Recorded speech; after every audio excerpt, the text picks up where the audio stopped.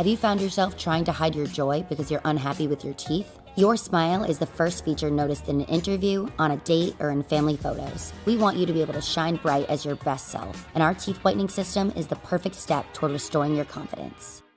Just after the Ace race and right before Caraway, the Solid Rock Carriers Cars Tour made yet another visit to here at The Rock at Rockingham Speedway. The purpose? Yet another Hoosier tire test to try to determine the perfect construction and compound for the end-of-year event here at Rockingham. And after today's activities, the series, the tire manufacturer, and the drivers all seem to be happy with what they learned here at The Rock.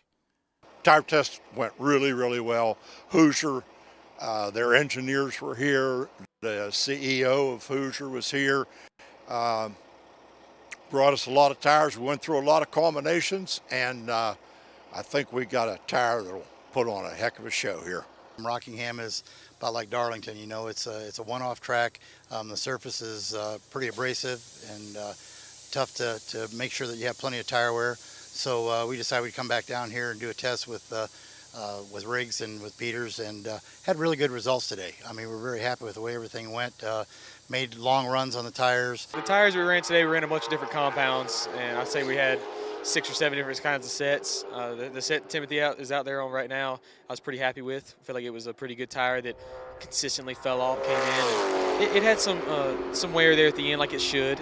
We ran about 35, 40 laps on them, and they held up a lot better than I was expecting, and I was happy to see what I saw. It's going to be your typical Rockingham, where I think in a 25-lap run we fell off a second, you know, so that fall off is great. I think it produces great racing.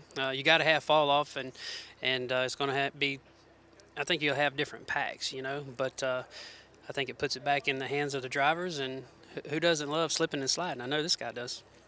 By the time we finished today, both said we can race this tire.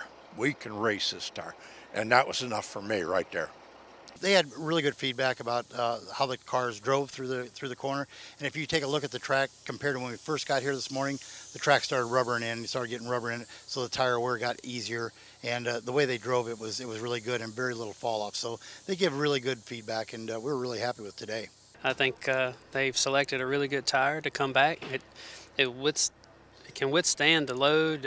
It doesn't tear or like we had in the problems in December. So Hoosier and Irish done a great job. It's hammer down for a couple of laps, get all you can, and then it's up to you to start saving and make it towards the end. But it's just so much fun. Before it was kind of a light switch, you'd be good, then all of a sudden you just fall on your face with speed.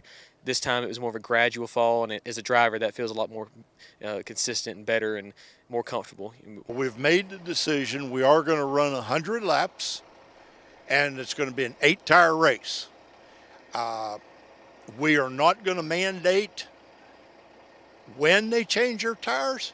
So they're going to come here and they're going to practice and they're going to test and they're going to figure it out for themselves. We don't do that.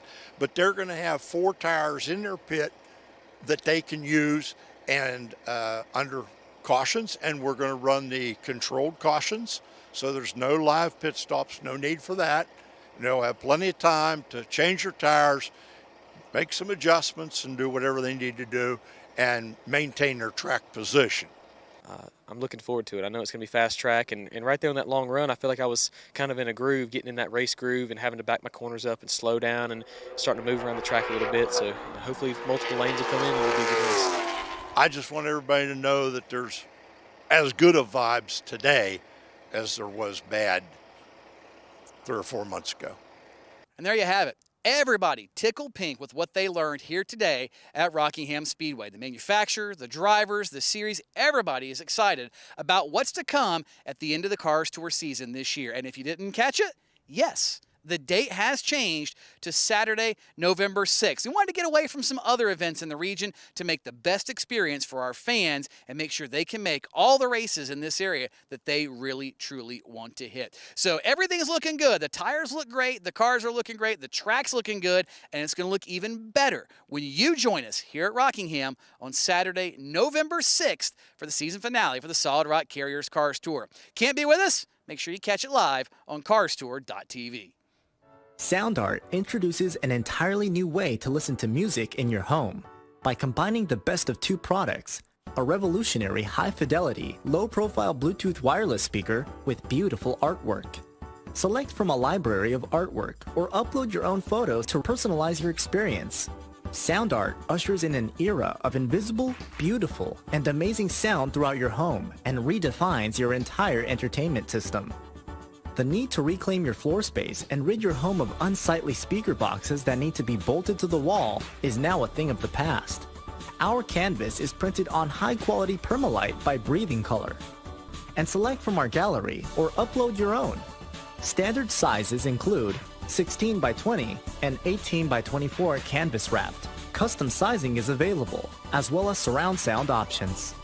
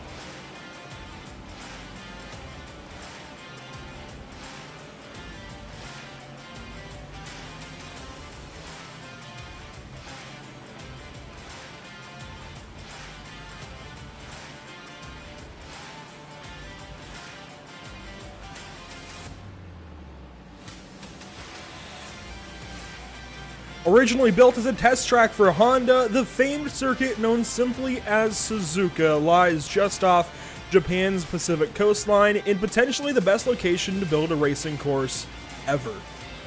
Winding S's, dips and crests, a hairpin and a crossover lie ahead for 50 minutes of GT3 action and the North American Racing League's biggest stars. How does round 6 change our championship battles? Find out tonight on PitStopTV. Welcome to the virtual Suzuka Japan. Glad to be here virtually and glad to share the mic this evening with Emerson Arden as Trey Shuttlesworth holds down the social media front. Right then, it's round 6 of 8. Let's get right down to it. Suzuka International Racing Course has seen its fair share of racing politics, course changes, epic racing, and painful tragedies through the years. That said, Emerson, this is the 3.609, nearly 6-kilometer layout that we're faced with this evening. There's a lot to take in. There's a lot to try and wrap your head around as the track wraps around itself. Yeah, absolutely. Again, a famed course on the F1 schedule, as many other racing series take to here in Japan, a prominent racing facility. You have the S's, of course, to kick it right off after you go to the first corner. And the S's, again, these sports cars are going to be a little different than the open wheel cars. It's going to be a little bit, I guess, more easier to go side by side. We'll see a little bit more toe-to-toe through the S's than the Dunlap corners. Then Degner curve right here, the double right-hander. That is, I think, the real first trouble spot of the night.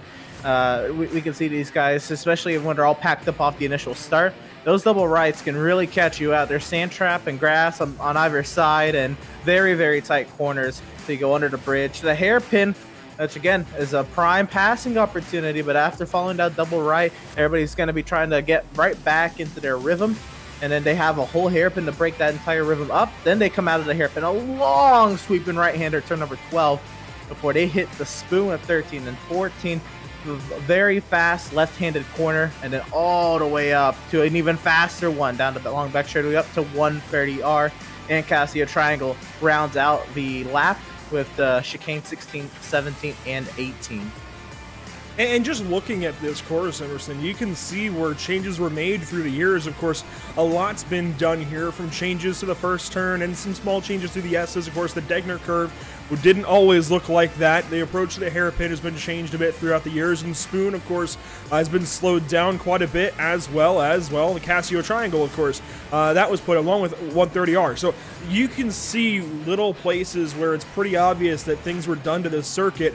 but I don't think anything has broken the spirit of racing around this place. I know it's a little bit, I guess, polarizing with some people, but I will say I personally love this racetrack. There's a lot to take in. There's a lot of different, I guess, variables for these drivers to have to consider each and every lap. It keeps you busy as a driver, and it keeps us busy from our point of view as well. Oh, absolutely. There's really no point to rest on this racetrack, and maybe your point is to rest out a spoon, but then you have to brave yourself at 130R. This really is a course that keeps you on your toes as a racing driver.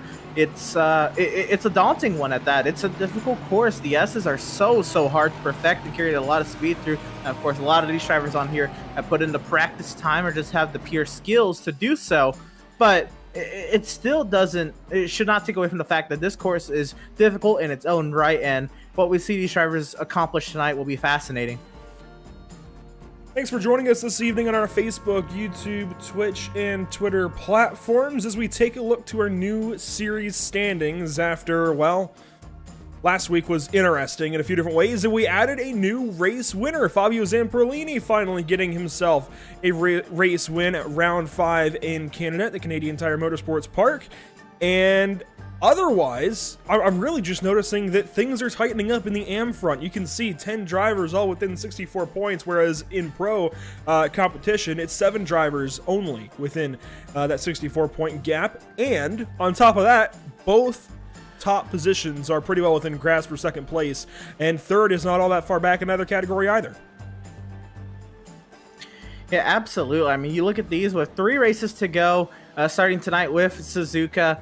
Again, this course could maybe suit one driver's driving style, and at the same time, this is a course that it's easy to get caught out in some trouble. So these standings, with how close they are, a lot of drivers are going to be looking to capitalize, even if this track isn't necessarily in their wheelhouse, just because of the nature of the beast here at Suzuka. And again, I mean, look at it, 6 points between Reister and Resende, 8 points between Scott and Benjamin for the AM category. I mean, we're all eyes glued to the math when it comes to how we run the 50 minutes tonight, and of course the following 2 weeks as well. Yeah, there's a lot to watch for and we say that so much, but we really do mean it. There's a lot to keep an eye out for throughout this entire league, really. There's battles everywhere. I mean, look down at 9th and 10th in pro. They're separated by just that 1 point for 9th and 10th. Ian Lake, 1 point over Giuseppe Rivas. So everything is close, and a lot of different little battles are popping up throughout the field. And we will do our best to, of course, keep our eye on as many of them as possible. Let's take a look at how we've gotten here so far. Hockenheimring to open the season back on July the 22nd of 2021. Road Atlanta followed it up 1 week later. Interlagos there, round number 3. Nürburgring, round 4. Most Sport last week. This week, it's Suzuka. Next week, a brand new track for us here at PitStopTV, Red Bull Ring. That's going to be interesting, heading out to Austria for round 7 before wrapping the season up at Donington Park up in Britain. Yeah, absolutely. This is, again, I praised the schedule from day one when we covered this series at Hockenheim, and of course Road Atlanta, the instant classic. But I really like the way this schedule closes out. We got a couple F1 tracks with Suzuka and the Red Bull Ring, and then the Donington Park. We've covered it once before on the channel as well. One of the layouts with a lot of cars there, and I don't think it's going to be as crazy as that, but just the nature of a track like that, I think boasts a lot for a season finale. The way the schedule closes out, I think, is phenomenal. We go from the tricky Suzuka course to the high-speed Red Bull Ring to Donington Park. With the points so close, what a better what better stage is there for a title like this? I can't really think of too many more. I took a moment right there to think about it, and really, I think this is a pretty solid schedule through and through. I can't pick apart any one round that I would absolutely in any way replace. And I think all 8 races are really good. Yeah, I don't really have anything else to add there. I think we have a really solid set of 8 races. Obviously, we've already had 5 great races and 3 more with tonight's on the way and 2 more afterwards. So everything has gone very nicely so far here with the first season of the North American Racing League. I think everybody has got to pat themselves on the back organizationally, if you will. Scott Reister and everybody else putting their hard work and effort into things here at the North American Racing League. Practice is wrapping up. We've got about a minute left. We'd go ahead and pull up these standings as they run in well, these practice standings as they run. You can see the crossover here. My goodness, that is just beautiful. Watching cars go 2 different ways at Suzuka as they run up to the hairpin and come back across and run down to 130R. Jackson Resende leading practice. No surprise there. Scott Rice right behind, as well as Fabio Zamperlini, Scott Kimbrough, and Matthew Dench. The top 5 hold suit. Daniel Tenorio pretty solid in 6th. And we've just had a position change in AM where Spencer Hewins is still leading, but Blake Scott has just gone in front of Josue Morado Manriquez, I do believe, and Giuseppe Rivas sits in 10th overall. Yeah, final seconds here ticking down in practice, and Manriquez is on a flyer right now, trying to see if he can reclaim that 8th position in overall standings, and maybe he can even go top of the amateur category. Manriquez working his way, I believe this is through Spoon, and I believe that is, he's working his way up the hill now. Rather, that was out of the hairpin. Right, that's the hairpin, so he might not get this lap time in, and that's going to hurt. For what it's worth, he's still 3rd in the amateur category and can still put up a great fight tonight. Yeah, still a fantastic time there for Josue, and I'd imagine that he will be a driver to keep your eye on as the night progresses. Looking down from our scenic blimp, well, there for a moment anyways, from our scenic blimp here at the virtual Suzuka, we will take a step aside. Don't go anywhere. We've got qualifying coverage and, of course, race coverage on the way on PitStopTV.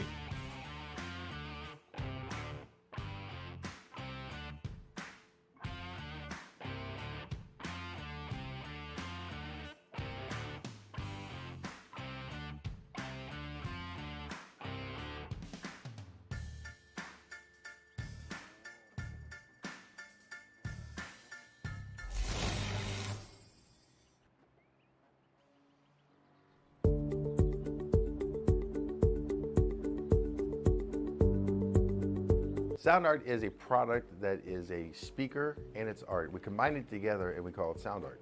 What makes it so unique that any picture can be your speaker? Sound art gives you the high quality sound without the ugly speaker. This isn't a picture with a speaker, the picture is the speaker.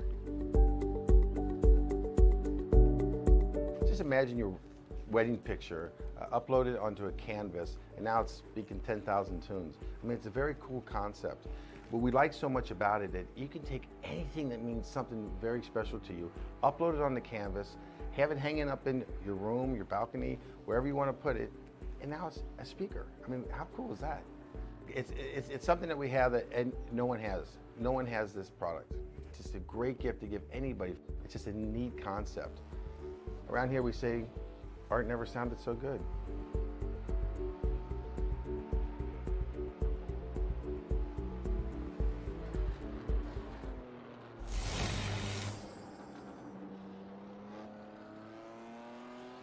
After months of quarantine, we're all interested in how we can become our best self. The team at Permanent Makeup and Cryo is here to help you get the flawless makeup look every day without the extra effort or time. When it comes to your appearance, you deserve the best care that money can buy.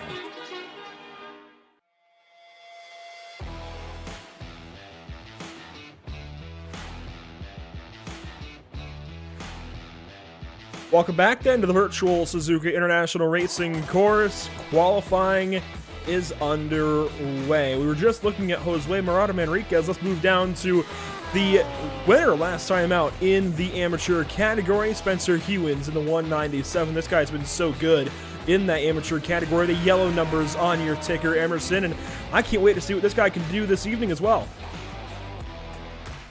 Yeah, absolutely. Again, running a quick time in practice, has a lot of momentum on his side with the amateur victory last week as well. 7 minutes here in qualifying, we're still awaiting times to come up onto the board, but I'd imagine he'd be in the fight if he can keep this car on the track, and especially in all the right places, like, warrant off tracks and all that. We're riding on board here to go on our way through the final corners of the S's here in the Degner curve. And again, very fast and very tight corners here to double right-hander. Again, gravel on the left and grass on the right. I can't imagine being a driver maybe in the thick of that pack trying to work your way through there as fast as you can while trying to improve your position. Charges the hairpin a little bit of a wide exit. That shouldn't hurt him too much, and it actually might have helped him spool the motor up for a better run down the Spoon. We'll see how it goes in the timing category. Nobody has completed a lap just yet. I'm actually very surprised by that. I know this place is a pretty large racetrack, but I would have expected at least 1 or 2 times in by now. I suppose It makes a little sense, though. These guys have got to be on track, or they will not get a qualifying time in from the looks of things. Time is quickly running out. I did not expect it to take this long before we got any times on the board. Let's check in with a few other drivers around the course. Scott Reister is working, let's see, where is he? This is into 130R, and he will come around and complete, I would imagine, his first flying lap momentarily. Into the Casio Triangle, he'll go. Yeah, these drivers, they only have a couple minutes of leeway. Again, if they're running 2-minute lap times in practice, and that's the fastest drivers, and they have 3 timed laps they are able to use in the session plus an out lap, you gotta be thinking that's gonna be 8 minutes of the 10-minute session. Then you want to kind of take it easy on your tires. So say 9 minutes of that 10-minute time lap gap that you have to run those laps, that's what you have. And we have times coming in now, and Zemperlin, of course, top of the charts, as we still wait more times in this session to work its way forward.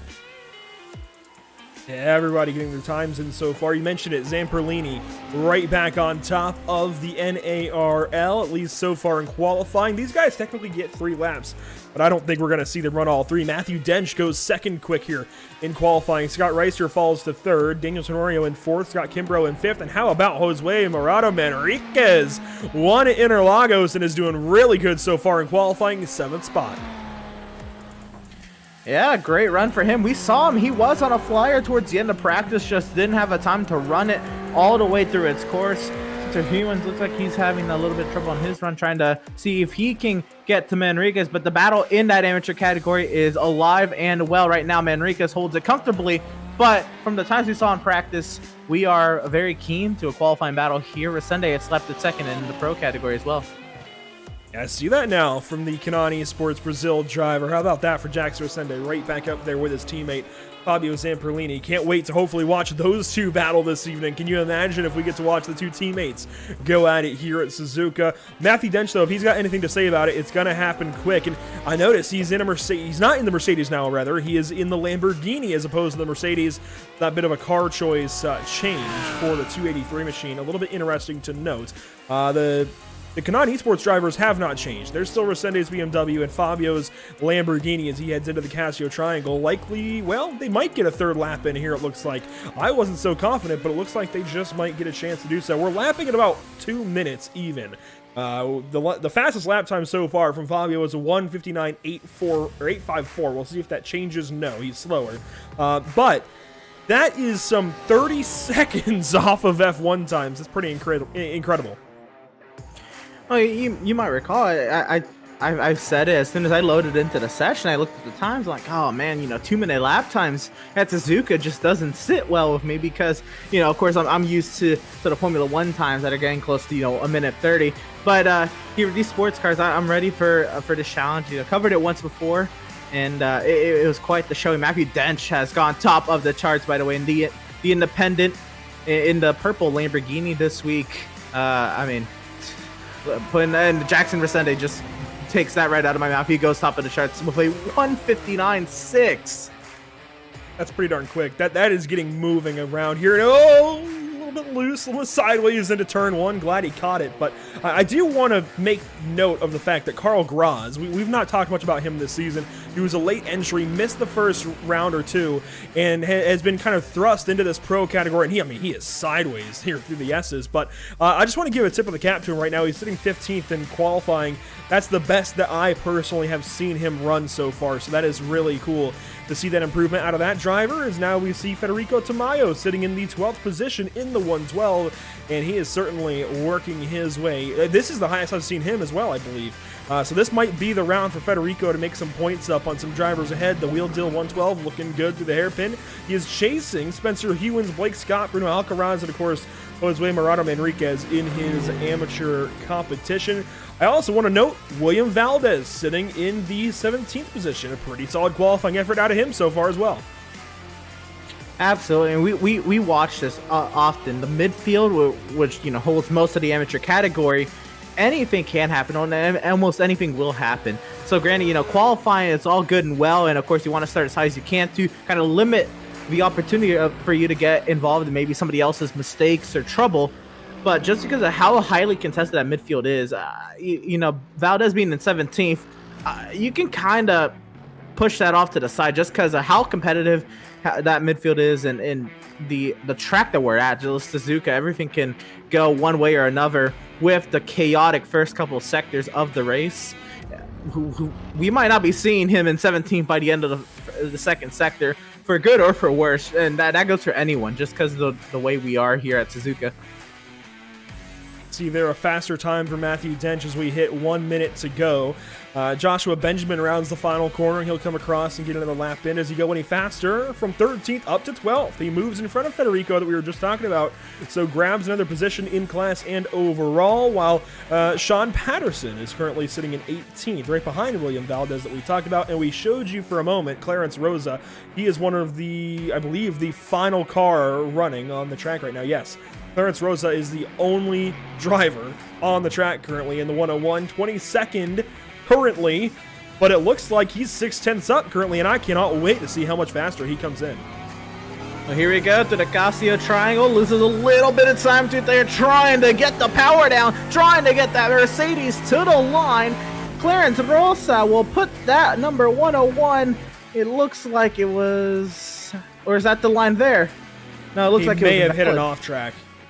It does not list the no. last time for him, which is pretty painful to see. He was moving. You can see it right as well. I mean, he was moving on that lap, but the off track then, that would be why he gained so much time. Must have just dipped a wheel somewhere and gained a little bit of time out of it, so the sim kind of penalized him for that. But nonetheless, we've got some 20 or so cars, looks like 26 cars ready to go racing in Japan. Let's walk you through your starting lineup. On pole, we talked about it already. Matthew Dench in the 283 wants to get another win to match that of Jackson Resende, who he starts to the inside of. Resende outside pole. Those two drivers, we've talked about them so much, along with these guys, Scott Kimbrough and Fabio Zamperlini, finally got that win off of Fabio's back, and now he's got to try and do it all over again, starting from 4th this evening, the 237 for Kanani Sports Brazil. Starting 5th, though, it's Daniel Tenorio from Twisted Racing with Scott Reiser to his right side, and starting in the 7th position this evening at Suzuka, it is the amateur pole sitter Jose Murado Manriquez.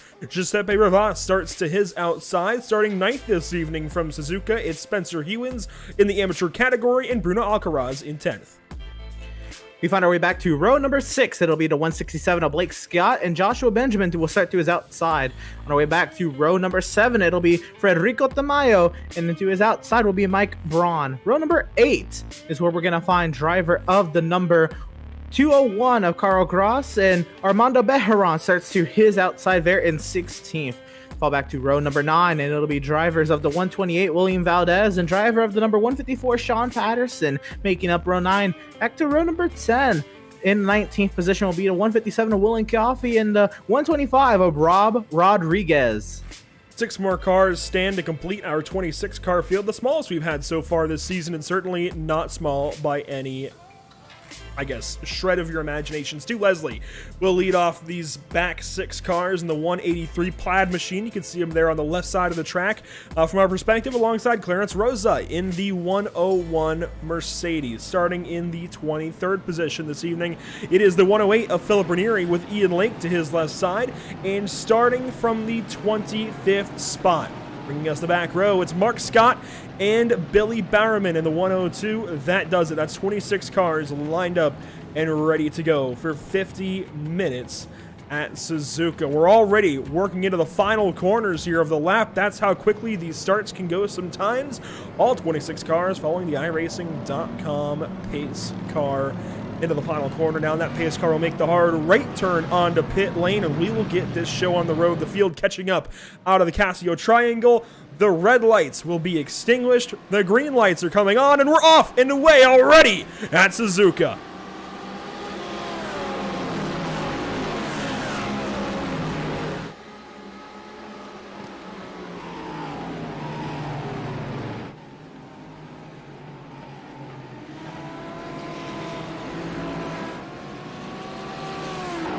Hope you're all doing well this evening, because Matthew Dench is certainly doing the best of the bunch currently. Lap 1 through the S's. He's already starting to take off with a bit of a lead down to Dunlop. Yeah, absolutely. Matthew Dench, as soon as his car was straight, he took off out of that final corner, and he's allowed to do that. And look at the margin he's gotten out of that half a second. You know, most times you think half a second is not that much, but on the opening sector of the race, half a second is huge. But here we go, the field into the Degner curves for the first time tonight. And here we go under the bridge. Matthew Dench loses a little bit of his advantage. It's down to 3.5 tenths in Matthew Dench's favor, but Resende closing that gap into the hairpin.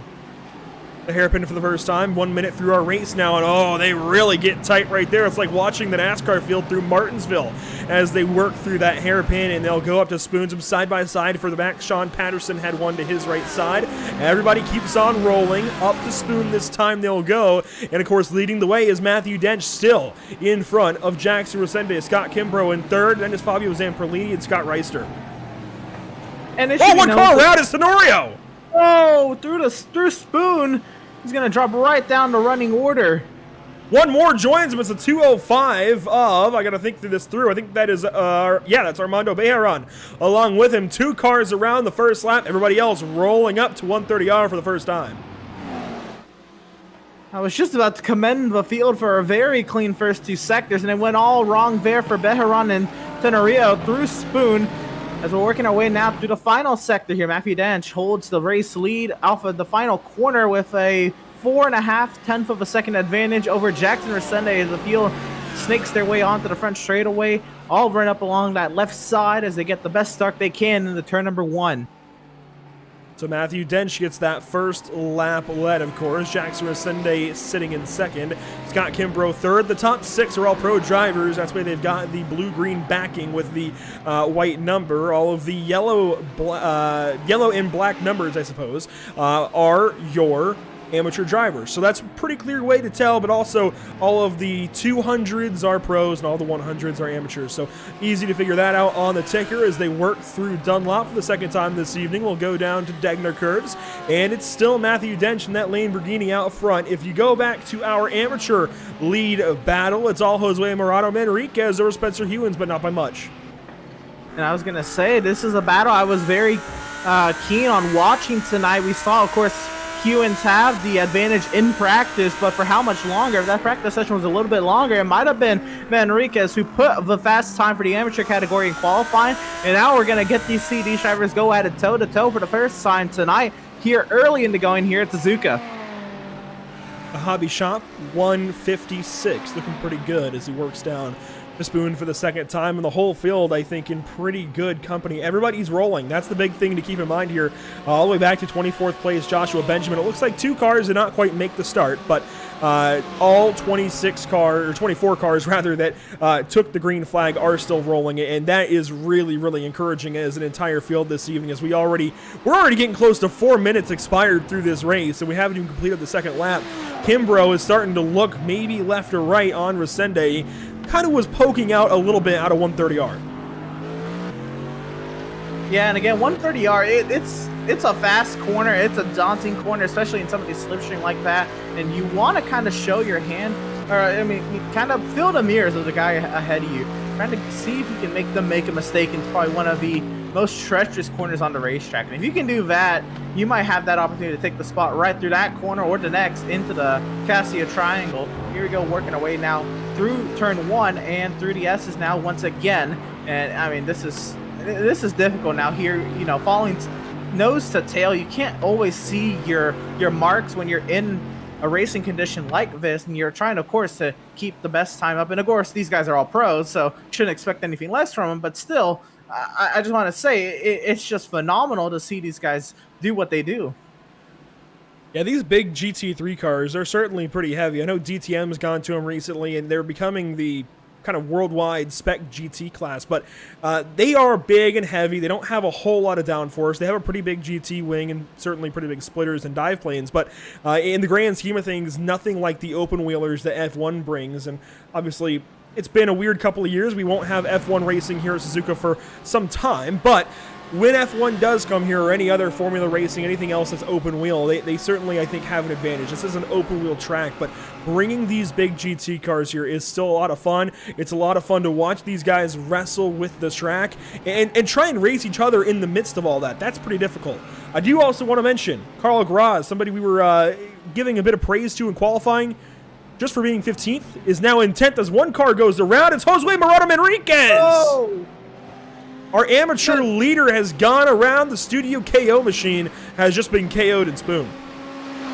Oh, man.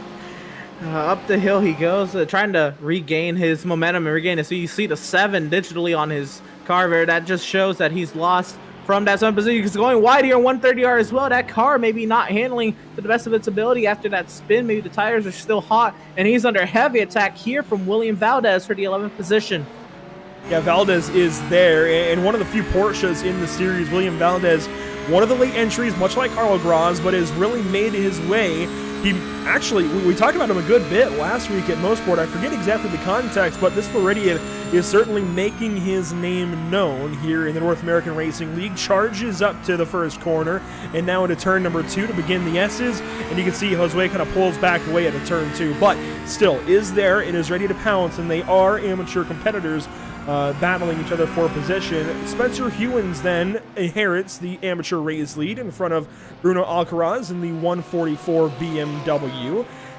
Kind of surprised actually to see a BMW sitting second with all the straightaway here. I guess it's not exactly all straightaway, but certainly a lot of on-power time. I mean, there used to only be one slow corner at Suzuka. They changed that, obviously, to give us a few extra slow corners, the Casio Triangle, for example, but there still are not many places to slow down. I'm surprised the BMWs are not the car of choice here.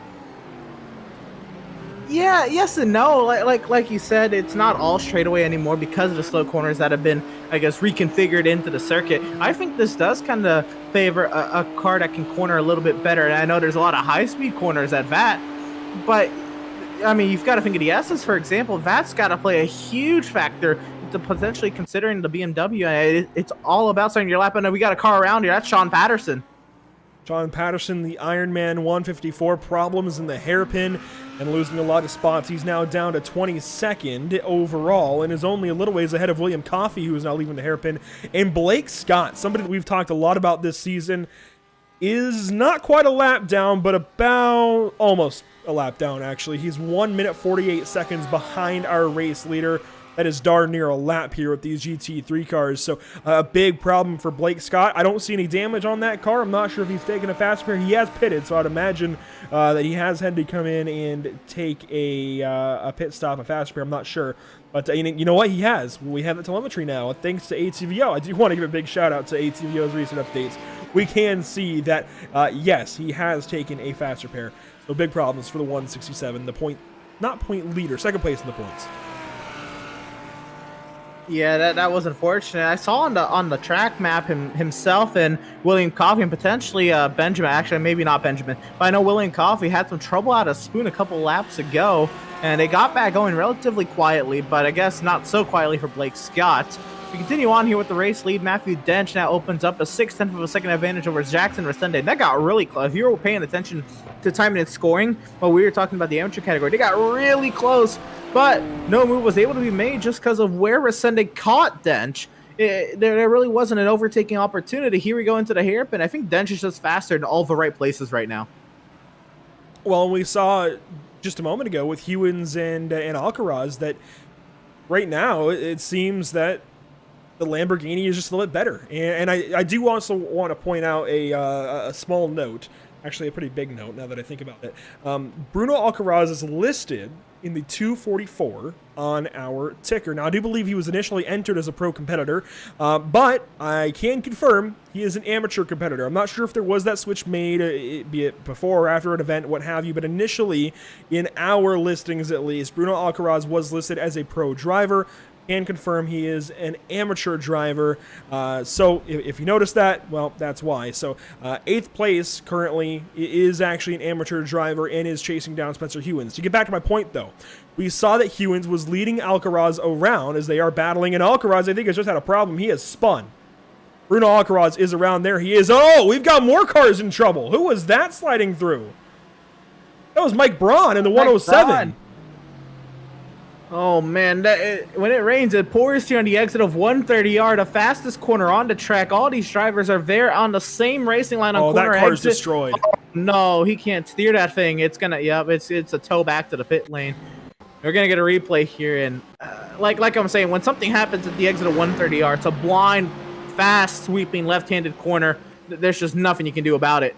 Here goes Jose Murado Manriquez up the inside at a 130R, and Mike just corrects to try and miss him, and oh my goodness, collects William Valdez. That's why he goes spinning and why he's got the damage, but that does not explain Bruno Alcaraz. You can see the red and white BMW getting back onto the track. Let's check in on him. Yeah, we're going to get the replay here, of course, but I want to see if this was maybe in response to trying to maybe find his way around that, because he's all by himself coming up the hill. Maybe a little bit of slipstream playing into factor here, or does he just lose it in his BMW as he comes up here to 130R? Yeah, you can see he's ahead of them. He just loses the handle. The car just gets away from him. He goes through the gravel, and then you'll see, here comes Mike Braun in just a moment, and there he goes wrecking along with William Valdez. That's so weird to have two completely opposite, I guess, unrelated. Oh, there's the hit from Mike Braun that really does him in, I think. That contact to the tire stack on the inside, that's really going to hurt that car.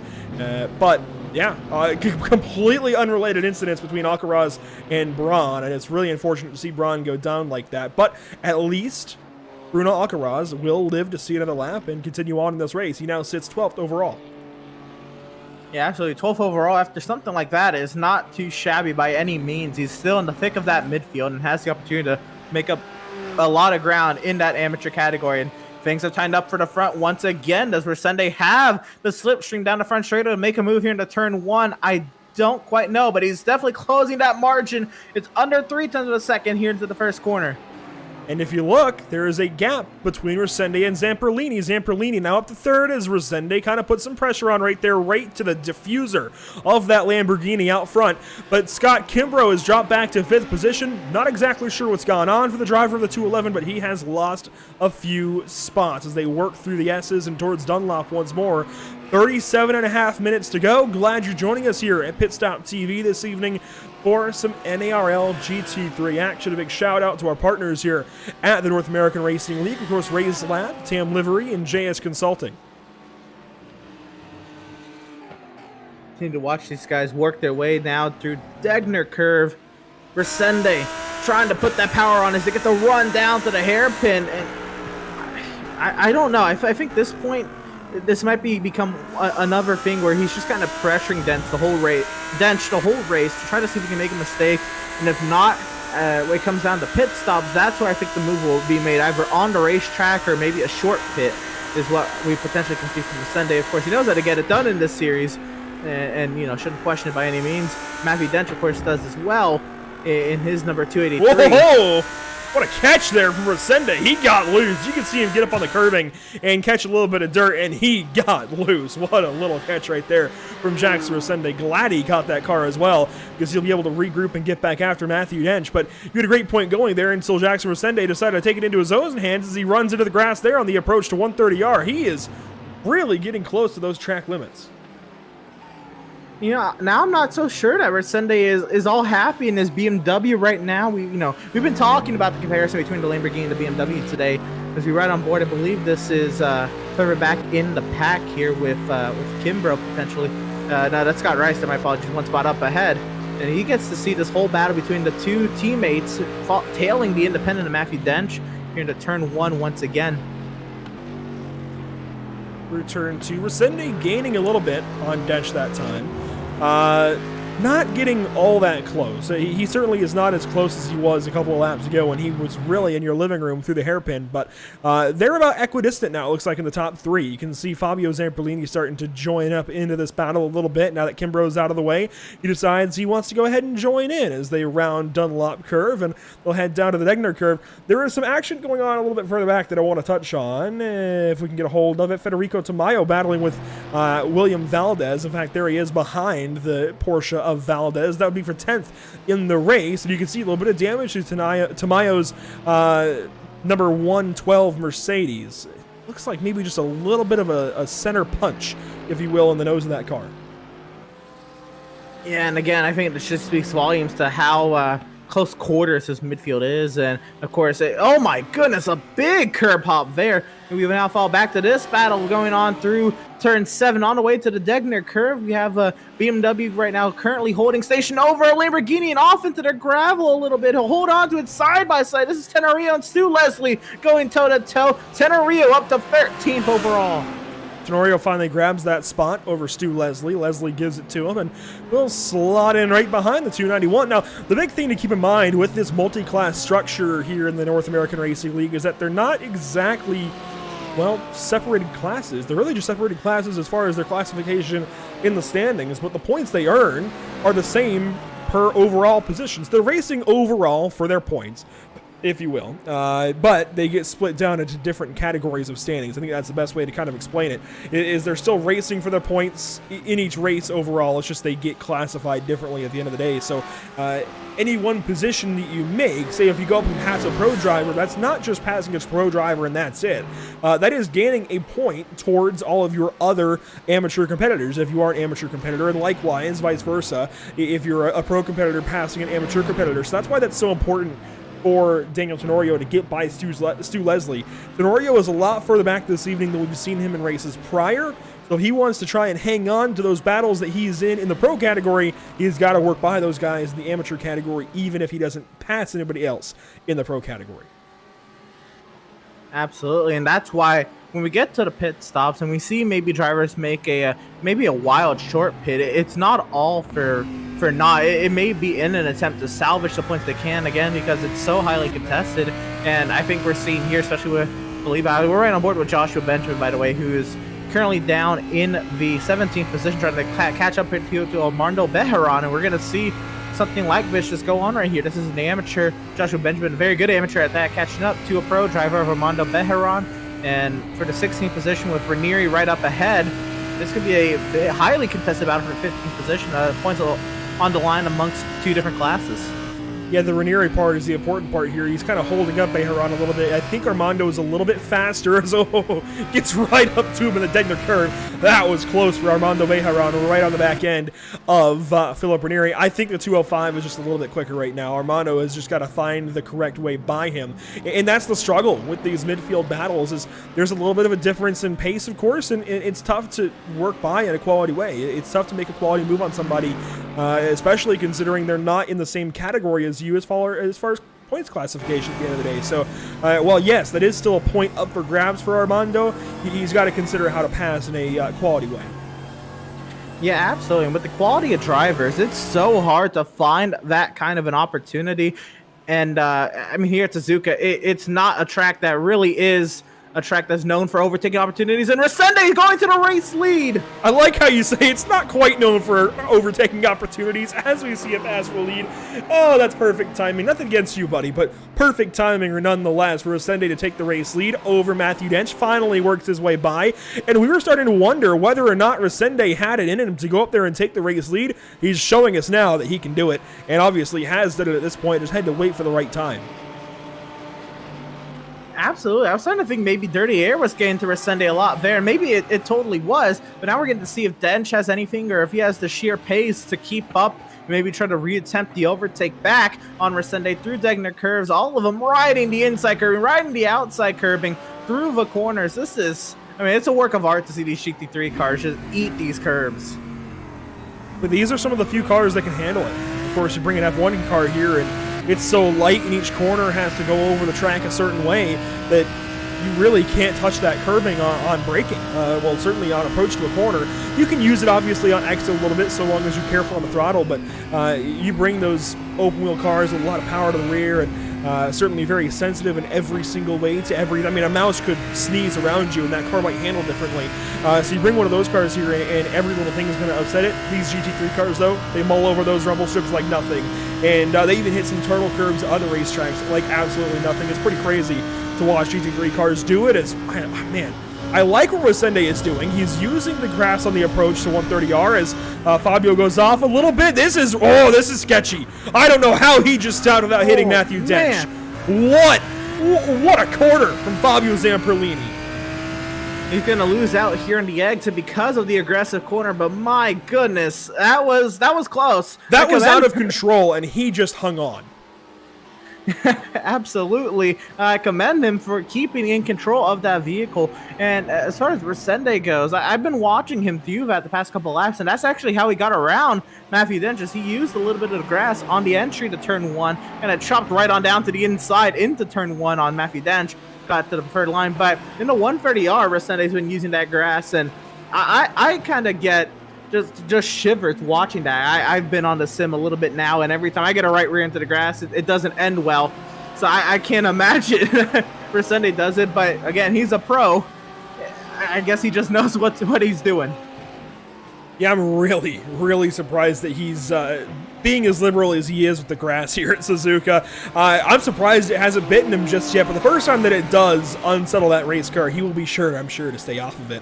As they are approaching Blake Scott, some lap traffic that we never expected, that Lamborghini of the 167 variety.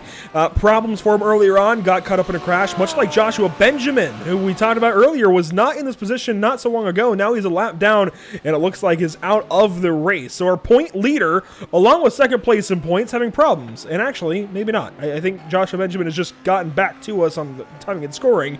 He's still got a problem. He's in 21st all of a sudden. There he is in the 178. But he's not quite out of the race, thankfully. So either way, our point leader in AM category is 21st. And our point second place driver is right here in 24th, about to get lapped. Yeah, for Benjamin, he's had a rough go. I mean, he started 12th up in that midfield, and I think that's kind of the point I was alluding to. It's just, I say it all day, it's so competitive, and, you know, one mistake can have huge consequences. And, of course, it can at any point in the running order, but it's magnified even more in that midfield where the points are so tight amongst your category, and like it is now, Benjamin down in 21st if they're starting 12th. That's a huge blow for him with, you know, a couple races left. We're getting close to halfway here, and I do, so I've got my eye, as I usually do, Emerson. I've got my eye on the YouTube chat on one of my other monitors, and I do want to say hello quickly to Daniel Morad watching along, and actually was chatting a little bit with EJ Nixon. Glad to see Daniel watching along, and buddy, I cannot wait for the 4 hours of Long Beach coming up. And that's something we haven't talked about just yet here on PitStopTV, but it is coming for the North American Racing League, September 25th. And we haven't quite made the stream on YouTube just yet, but it'll go up soon. But September 25th, we will have a special event with the North American Racing League, something we don't usually do. A 4-hour endurance race with these GT3 cars and a lot of these same drivers and teams, but bumping things up a little bit from 50 minutes to 4 whole hours at Long Beach of all places, Emerson. I am so excited. I believe we're going to be starting that stream about 11:15 Eastern is the time we're currently working with. 11:15 Eastern, 11 Eastern, whichever one it may be. That's about the time that we're going to get things rolling. I am so excited for Saturday, September 25th. 4 hours of Long Beach, GT3 cars, and some big names to go along with it. Absolutely. I mean, the caliber drivers we have here tonight multiply that in an endurance aspect at a track like Long Beach, a street circuit, close walls on either side, a beautiful circuit, that beautiful detail by the iRacing service. I mean, it took so long for that track to be released in its current version to the iRacing.com Motorsport Simulator service. It was worth it. I cannot wait to see sports cars just roaring around the streets of Long Beach, virtually, of course, but nonetheless, it's going to be quite the event. 4 hours of some of the best drivers going at it on iRacing. You see there across the start finish line, Blake Scott gives that spot up, but I cannot understate my excitement for that race coming up. I am so excited to bring Cash Days, as they're calling it, at NARL to PitStopTV. Very much excited. Let's get back to this battle, though. 4 cars in a line. They're your top 4. Resende, Dench, Zamperlini, Reister. They've got 3 seconds or so back to Scott Kimbrough. That's 5th. Giuseppe Rivas, a surprise appearance so far from him towards the top of the running order. The 271 from Wahuka Racing, I think is how you say that. I could be wrong. Sitting in 6th and looking good along with it. Then the next 4 cars are all amateur, even though Bruno Alcaraz is listed on the ticker as a pro driver. I can assure you he is an amateur driver after all. Here is Spencer Hewins, our amateur race leader, sporting the endurance lights on that Lamborghini Huracan. And I love the lights as well on the Lamborghini. I mean, just everything. That will blind you as it's coming at you, as he leads over Jose Murado Manriquez, who has sorted himself back out into a top 2 spot over William Valdez and Bruno Alcaraz. Yeah, we're getting into the point of the race here. I mean, we're past halfway into this race now, where your race has pretty much been made. It's now about kind of surviving, maintaining, and really playing out where the strategy is going to put you and seeing what you can do with that. We ride on board here with Tenorio here as he closes in on Alcaraz, and this is points for Tenorio as he looks forward in this battle of amateur drivers. Working his way now through Spoon, or through the right-hander that leads up to Spoon. It's Tenorio on the approach here. This is to get him back into the top 10, and he goes around! Oh my goodness, he's gone around before in Spoon. This time, oh man. You don't get away with that. You simply don't get away with that. Grass on entry to a braking zone, right behind two other cars, and you miss them both. I don't know how Daniel Tenorio just did that. But boy, that was lucky. That could have gone very, very poorly for the two cars ahead. William Valdez and Bruno Alcaraz right here just gets a little bit of grass on braking. Oh my gosh. I'm shocked we haven't seen more of that today. The way these drivers have been using the grass to their advantage here at Suzuka. And what a phenomenal job it was at that to keep the car in one piece, not lose any spots or anything. He lost some time in his battle, for overall position, but other than that, not really a dent to his race at all. He'll come down the pit lane here, for the fuel stop, and we'll see where he shakes out. Yeah, drivers making their stop finally include William Coffey, Bruno Alcaraz, Daniel Tenorio, Spencer Hewins, and some more. Some other drivers have already pitted, those being Carl Graz, Federico Tamayo, Joshua Benjamin, Stu Leslie, Rob Rodriguez Jr., Blake Scott, Sean Patterson, and Mike Baran. But we're waiting on the leaders to come in, I'd imagine, around the 20-minute to-go mark. There you see William Coffey. I love, by the way, the pits at Suzuka. If we can get another angle here, we'll try and show off, or I'll try and show off exactly what I'm talking about. So above that car, right, you've got that walkway with some cars, or with some people. That's where we've got our pit cameras set up. So if we go back to our pits cameras here, it's looking down from a different side of pit lane than we usually do. Usually we've got the pit cameras on the pit wall and that little space in between the racetrack and the pits. But I love here at Suzuka that you're able to pitch it right there above the pit stalls. It looks fantastic. We'll show it off again here in a few once we get some more cars pitting. Speaking of cars pitting, we're waiting on the leaders to do so. Yeah, Resende is now opening up, I think, one of the largest advantages we've seen for that top spot all day long. Nearly a second that advantage down the front straightaway as Zemperlini heads down the pit lane. Is this a cue for potentially Resende may be coming down in the next couple of laps? I mean, I'd imagine they have to anyway for fuel. But Zemperlini coming in this lap, where does this put him in that lead battle? I think there's only two laps that these guys can come in on. This lap here, which is lap 15, or, well, I guess this was lap 14 for all the guys coming up to the start-finish line. So lap 14 or lap 15, and that's about their one choice, which is just to the far side of halfway. It's 25 expected laps here, so that makes sense, honestly. We're only a couple of laps past halfway. This long lap here at Suzuka will do that to you. I would expect these guys all to come in right here. Jackson Resende, Matthew Dench, Scott Reister, Scott Kimbrough, Jose Morado Enriquez, William Valdez, the whole lot should come in this lap. I would imagine if you go any further, you're just getting way too close on fuel, I think.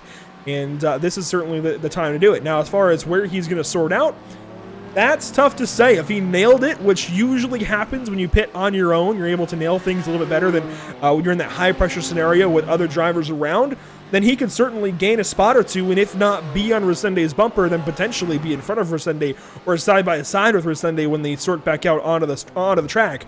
But only time will tell. We have no way of knowing, because it's not like these guys are taking tires, and it's not like that will make a difference as far as lap times. It's just a matter of fuel. And at that, it's clean air for Zemperlini, who has that quite a large margin up ahead of him, while Resende is feeling the pressure of two very fast drivers right behind.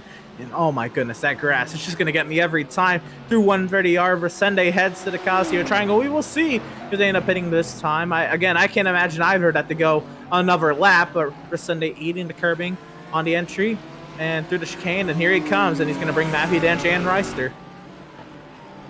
Dench follows suit, and oh, that is how you make an approach to the pits. The Australian, Matthew Dench, what an approach to the pit lane. That was high stakes. and he did it perfectly. Scott Reister right behind. Here comes Kimbrough as well. Josue Morano Enriquez should be coming in a little bit slow out of the Casio triangle and will now come into the pit lane. This should also bring in William Valdez this next time through. Here he comes, I believe, into the Casio triangle. There he is in the 128 Porsche, and we should see him pit here. Yes, and this is now going to depend on how much fuel these drivers are taking, and where does Zamperlini come on out. Here comes Resende out beating Dench out off the pit lane, but he's got a hard charging Zamperlini coming up on the front straight. It looks like actually these three will be long clear of Zamperlini, and so it looks like it'll be these three going toe-to-toe at the battle, but of course Zamperlini's up to speed. The tires, I mean, they didn't change tires, so the tires should still all be up to temp for all four of them, but Zamperlini now has a little bit of work to do if he's going to catch the top three. The top three are the top three cars in front of him. Fabio Zamperlini, we're on board with him now through the S's, and those are the drivers he was battling. So he lost time even to Scott Reister, giving up a podium position currently to the driver of the 242. That's big. Fabio Zamperlini, I think, just missed on the pit stop and takes some extra time. Here is Clarence Rosa in the 101 out of California. Good to see a Californian represented in the series, as well as Billy Bowerman right behind him, another Californian. How about that? Two Californians in the pit lane at the same time. Must be something to it. And Bowerman will wait on his crew to release him from the virtual pit lane. Again, I love this angle. You can see you've got the depth of field, you've got the blurry wall right next to you there, looking down in the pit lane at a car. I love it. I'll stop nerding out now, but Resende's still leading up front, and he's got about a half second to Matthew Dench. Things are about as we expected them. It's about the same as they went in. Right, and now that they're on equal footing, and I mean, I guess they were always on equal footing in the regard of, you know, laps on tires and fuel. I guess the only part that's not equal is if they, you know, didn't take the same amount of fuel in their pit cycle. Here we go once again. Oh, man, that grass every time. But Resende now has a 4/10 of a second advantage into the chicane, Casio triangle. And we're working out on the far side here. We're coming close to that 15 minutes range. This is going to be 17 and a half, or just under 17 and a half. And Dench, I mean, he's running out of time, but it's not time to sound the alarm in the 283 camp. No, certainly not. And even if he doesn't win this race, second place is pretty solid on the day, all things considered. So there's very little reason to panic if you're Matthew Dench or anybody else in the 283 camp, as you say there, Emerson. So I think this is still a pretty okay scenario for Matthew Dench, sitting in second, very, very close to Resende. And we've seen Resende already on the edge of making some mistakes. He got loose. Where was it earlier? Was it one of the Degner curves or was it Spoon? I forget. But he got very, very loose earlier on and certainly gave up some time. If that happens again, guess what? Matthew Dench is in the perfect place to try and take advantage of it. So I think Matthew Dench is in a very, very good spot still, depending on how the rest of this race goes. We look through the rest of the field. Some more battles happening throughout. And one of them that I'm going to try and check in on, I'm looking for it, is going to be William Valdez after the pit stop. Coming out quite a ways behind, actually, Federico Tamayo and some other cars that he was battling. Valdez was about to a top 10 before pits. Now he sits in 12th behind Federico in 11th, and Bruno Alcaraz much further up the road. And again, these drivers, they're toughing out in this midfield, but Alcaraz keeping it in the top 10 here and working his way now through. This is out of the S's into the Degner curve. He's kind of in his own little world here. He's got quite the margin up ahead and behind. And at this point, with 15 minutes left, this is kind of just survive, pick off what you can, and see what you can get. I mean, with a 10th place run at the moment, I mean, with the days these drivers have gone through in this midfield, that is not too shabby at all. No, it isn't. I mean, he's got 2 seconds and change. You can see it working on your bottom right of your screen. 2.4, almost a 2.5 seconds at one point on this little run up to Spoon. He's got a decent little gap. He's got room to breathe. If he makes a mistake or two, it's okay at this point in time as he works in the 10th position. I'm noticing, though, up ahead, these guys are very, very close once again across the stripe. And to begin a lap 18 of 25, Matthew Dench all over Jackson Resende. This battle might be going a lot sooner than I thought.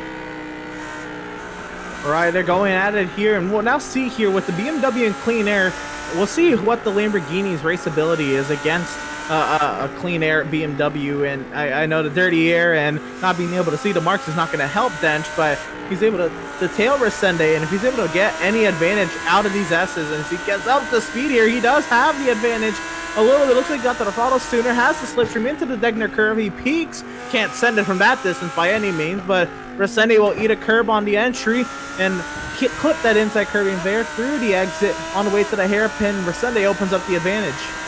But Emerson, if you're Matthew Dench here, where do you pass? I mean, I'll have to...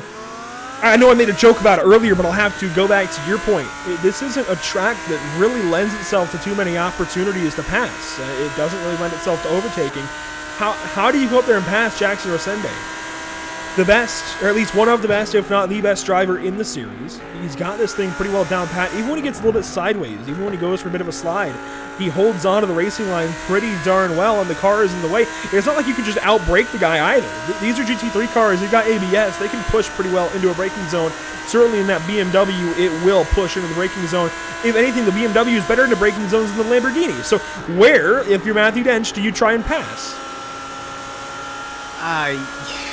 You have to set this up, I mean, quite a ways away. You got to be thinking about this maybe 3 braking zones before you make the overtake, just because of how tough it is. And against a driver like Jackson Resende, you have to be there. Resende, again, we've mentioned, has been not, I guess, the cleanest in terms of little mistakes today. But Dench, he has to be there if one of those happens. Once again, back into the first corner where the overtake where Resende got around Dench happened, and into the S's we go. Dench, we'll see if we can get anything here through the S's, and it might be the same story once again if we watch another lap of this, but we will see as this car off the track and giving way to the race leaders. I believe that's Bowerman, and that is Billy Bowerman in the 102 car with problems here. Team Empire Silver driver car is not doing well. It is definitely taking a beating. What do you say we go ahead and take a look at what's gone on for the driver of the 102, try and diagnose this problem for him a little bit. It seems like it's going to happen out of turn number 2, and we will take a look and see for the 102 out of turn 2. I'm saying 2 a lot, and into the wall hard he goes. Man, again, you're trying to get onto the throttle very quickly there. After you get through 1, and turn 2 is just such a tight radius of corner. That exit where the car is the lightest, that curbing that's painted, it's just a combination of scenarios that isn't all too well for these GT3 cars, and Bowerman unfortunately felt the brunt of that impact and the brunt of that when he hit that tire barrier on the inside. While these battles go on, and we get closer and closer to 10 minutes to go, almost 40 minutes complete, do want to give a big shout out to our partners here with the North American Racing League, of course, Race Lab, that helps you to improve your driving skills with modern overlays, race statistics, and native VR integration. You can get the best out of iRacing. Start using it now for free at racelab.app. JS Consulting provides custom website and app development, including iRacing League website design and hosting. Find JS Consulting at johnsedlak.com. TAM Liveries offers custom packages for some of the best livery designs in iRacing. Used by pros and amateurs, you will definitely look good on track. Now, I could go on and on about our partners here at PitStopTV, but what do you say we go PitStopTV side by side for a moment and let them speak for themselves?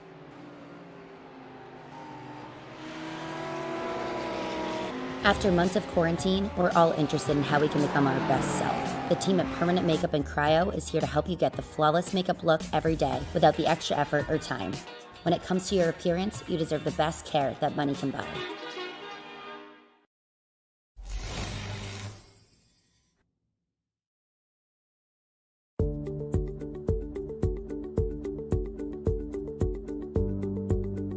Sound art is a product that is a speaker and it's art. We combine it together and we call it sound art. What makes it so unique that any picture can be your speaker? Sound art gives you the high quality sound without the ugly speaker. This isn't a picture with a speaker, the picture is the speaker. Just imagine your wedding picture uploaded onto a canvas and now it's speaking 10,000 tunes. I mean, it's a very cool concept. What we like so much about it that you can take anything that means something very special to you, upload it on the canvas, have it hanging up in your room, your balcony, wherever you want to put it, and now it's a speaker. I mean, how cool is that? It's something that we have that and no one has. No one has this product. It's just a great gift to give anybody. It's just a neat concept. Around here we say, art never sounded so good.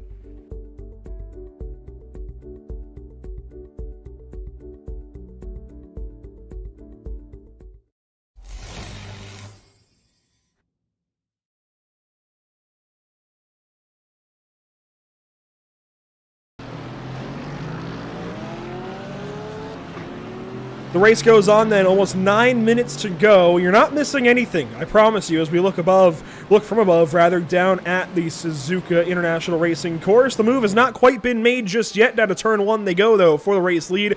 Matthew Dench still all over Jackson Resende and just will not leave that 225 car alone. It's almost like he wants to go win this race, Emerson.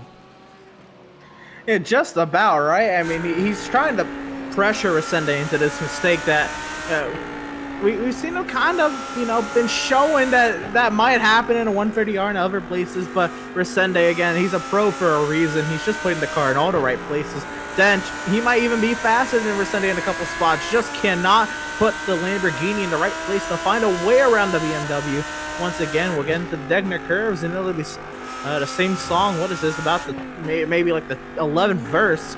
We'll watch Dench actually kind of miss the apex there, which is really going to hurt on his way up to the hairpin. He's lost a little bit of time, as you can see the approach into the hairpin. Wow, he really pushes it in the Lamborghini. Now, the Lambo, I will say, is likely the most balanced rear engine car in the field. I think easily the most balanced rear engine car in the GT3 field on iRacing.com by a long shot. Much more stable than the Audi, much more stable than the Porsche, and that's nothing to say against the other two cars. The Porsche and the Audi are both fantastic cars in and of themselves, but the Lambo is just better. Right now, with the way the BOP sits and everything else, Emerson, it is just the better car. It's much more stable, much more racy, and you can push it into the braking zones like Dench is doing. The problem being, I think, somehow he's going to try and lean back. I just don't know if that's ever going to work. Certainly charging the braking zone isn't looking like it's going to work for him. I don't know if backing the braking zone up any is going to help him, because sure, you could try and back it up, but you know that big heavy BMW with the big BMW brakes will push it into the corner. He will push the braking zone, and then that stable formula with the engine in the front and the power going to the rear, of course, it will just go. It just goes. I don't know any other way to put it. It just goes out of the corner. It squats down and goes, and it doesn't have the oversteer problems that you do in the Lambo. Yeah, I mean, with that, you got to think that there really isn't a long straightaway for you to back up your corner and get a run down it to get the slipstream and make that overtake. I mean, you have the front straight, but it's pretty short at that, and it would have to get a spoon down to 130R. Right, out of spoon through 130R and into the Casio triangles, maybe the only way, but at that, it's such a difficult corner to gauge in that regard, to really think about the Casio triangle braking zone as they work through their Degner curves. Once again, Dench does clip the apex that time around. We'll see if he can set himself up a little bit better, but you got to be, what I said a few minutes ago is you got to be thinking about this a few braking zones in advance. You got to be thinking about it maybe through this hairpin, that you got to try to be able to make a move into the Casio triangle by getting a run out of the hairpin to set yourself up through a spoon, if that's even possible, to get the massive slipstream up the hill. Well, the only good news for Matthew Dench right now is there are lap cars ahead. The bad news for him is this is the furthest back he's been this entire race, but here we go. Resende wide in the center of Spoon. I'm surprised he is not being black flagged right now for gaining time by going off track. And maybe he is, and he's got to give it back. I'm not sure. We'll find out, though. He is losing time currently down this little straightaway to 130R. I'm not sure if he is getting a black flag for gaining time or not, but that was certainly on the edge of what's acceptable by iRacing's limits, of course, the track limits around Suzuka. As they work up to this lap traffic, this might be everything that Matthew Dench needed. I was about to call this one done and check another battle out, but this isn't over. This is not over by any means. Absolutely. When you get a slowdown like that, you can be a little tactical with it. It's not the end of the world when you get maybe, say, a 1 second slowdown there. You can lose a little bit there on the exit of the corner if you can keep that advantage through the straightaway. But I think really if Resende had a black flag, he gave it all up in that Casio triangle. The very slow speed corners, that's where you want to give it the time, because, I mean, how much slower can you really go? and it's just being tactical if you get a slowdown like that, and it's something you just learn over the course of practice and being on the sim a little bit. You always kind of give your time penalties up in the heavy braking zones, in the slow corners. Well, Resende is not feeling the pressure just yet, I don't think. A small mistake a lap ago in Spoon. I think that was just a one-off, but I don't think he's feeling this pressure just yet. But I've been known to be wrong before, as Matthew Dench is all over the back end of Resende, and the time is running out. Sean Patterson ahead as a lap car. That could play into effect here, Emerson. We just don't know. These drivers continue to surprise us week in, week out. We're in week 6, and we still don't exactly know the tendencies of our championship competitors. As that time, a shallow entry for Resende gives Dench the advantage, and certainly, I mean, he is there at this point. Now, this is Dench's opportunity to back Spoon up and get the slipstream into 130. I don't think he's going to be able to do this into Spoon. And he had a beautiful defense from Resende, but I think that was where Dench had to maybe get the exit out of Spoon more than the entry. And here he goes with the run through the exit of the corner. He's right there. He's going to have something to block from Resende. My goodness, that was aggressive. Dench still getting alongside of Resende here, and I don't think they're going to play nice down to 130R. Resende is pinching a lot up to the white line. Now takes the lunge into 130R. The advantage back over Matthew Dench and holds on to the race lead. It's not going to happen at 130R. We just learned that. Unless he gets halfway or more in front of Resende, I don't think it's going to happen out of Spoon. So where else do you make this move? It seems like there's no other place around this circuit. Man, I really thought that really would be the place. Maybe it is. I don't know. Resende is not going to give up the bottom, and that's the problem. Absolutely, and as he should defend that very well. He defended beautifully, by the way. That was an aggressive attack, probably the best attack Matthew Dench had maybe on Resende. And I think that's just what's going to happen at this racetrack. If Dench can maybe get to that left side a little bit quicker than Resende, that's about it, and not get right into the grass. That's about the only thing I can think of. Maybe something out of the Degner curve into the hairpin.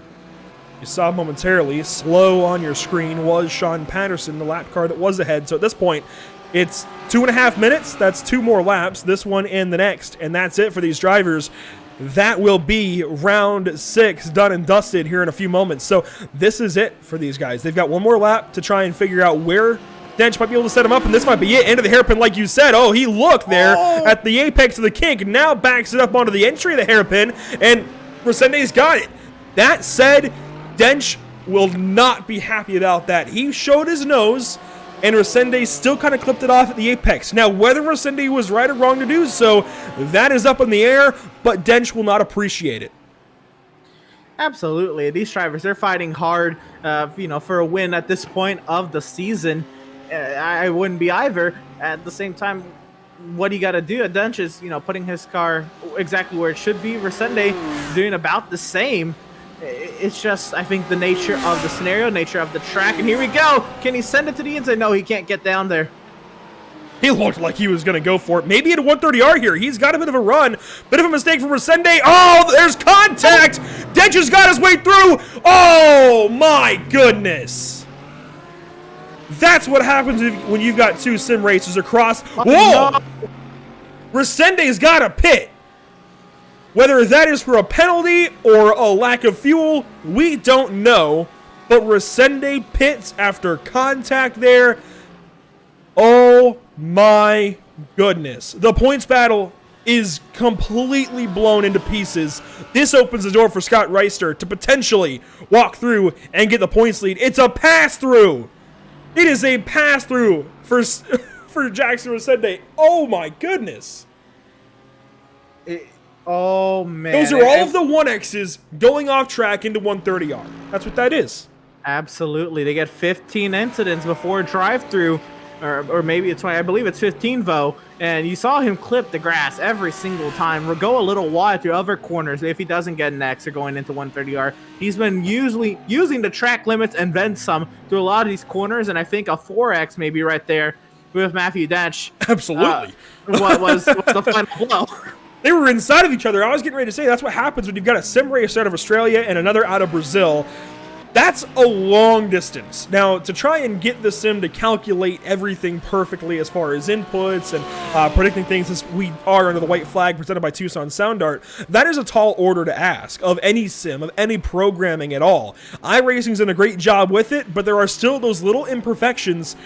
Unfortunately, they're halfway across the world from each other. That's going to happen when they make contact, and unfortunately, I don't think it really ends up hurting either one in this case. They get away without any damage. You can see just a little bit of contact in the 4X, certainly. But at the same time, if you're Jackson Rosende, now you're biting yourself after using all those off tracks and being so liberal with the grass. Now you've just lost yourself the race after covering up the move from Matthew Dench. And let's not forget, this is the last lap. This is coming to checkers. Scott Reister is there, but no move is able to be made. And Matthew Dench is going to walk out of the final corner and across the line, a winner in the pro category at Suzuka. A phenomenal showing from Matthew Dench, and it's the amateur category that's being held by Spencer Hewins that I'm really watching after that lead battle has kind of sorted itself out. And Hewins, we saw, had the pace in practice, was challenged by Manriquez. Manriquez had his own rough go of a race, but he's up into the 8th position. It's not enough for the amateur category victory in second, but Hewins off of the final corner will win in the amateur category with a 7th place overall. Jose Morado Manriquez comes through in second in amateur, but 8th overall. Carl Graz will come across the line. How about this? A top 10 for Carl. That is awesome to see. The best run of his career so far in the North American Racing League, and he'll be followed up quickly by Bruno Alcaraz out of the final corner in the 144. He comes across the stripe and takes the checkers in 10th place overall. Here comes Federico Tamayo, William Valdez in tow, but it's not enough for Valdez to get 11th.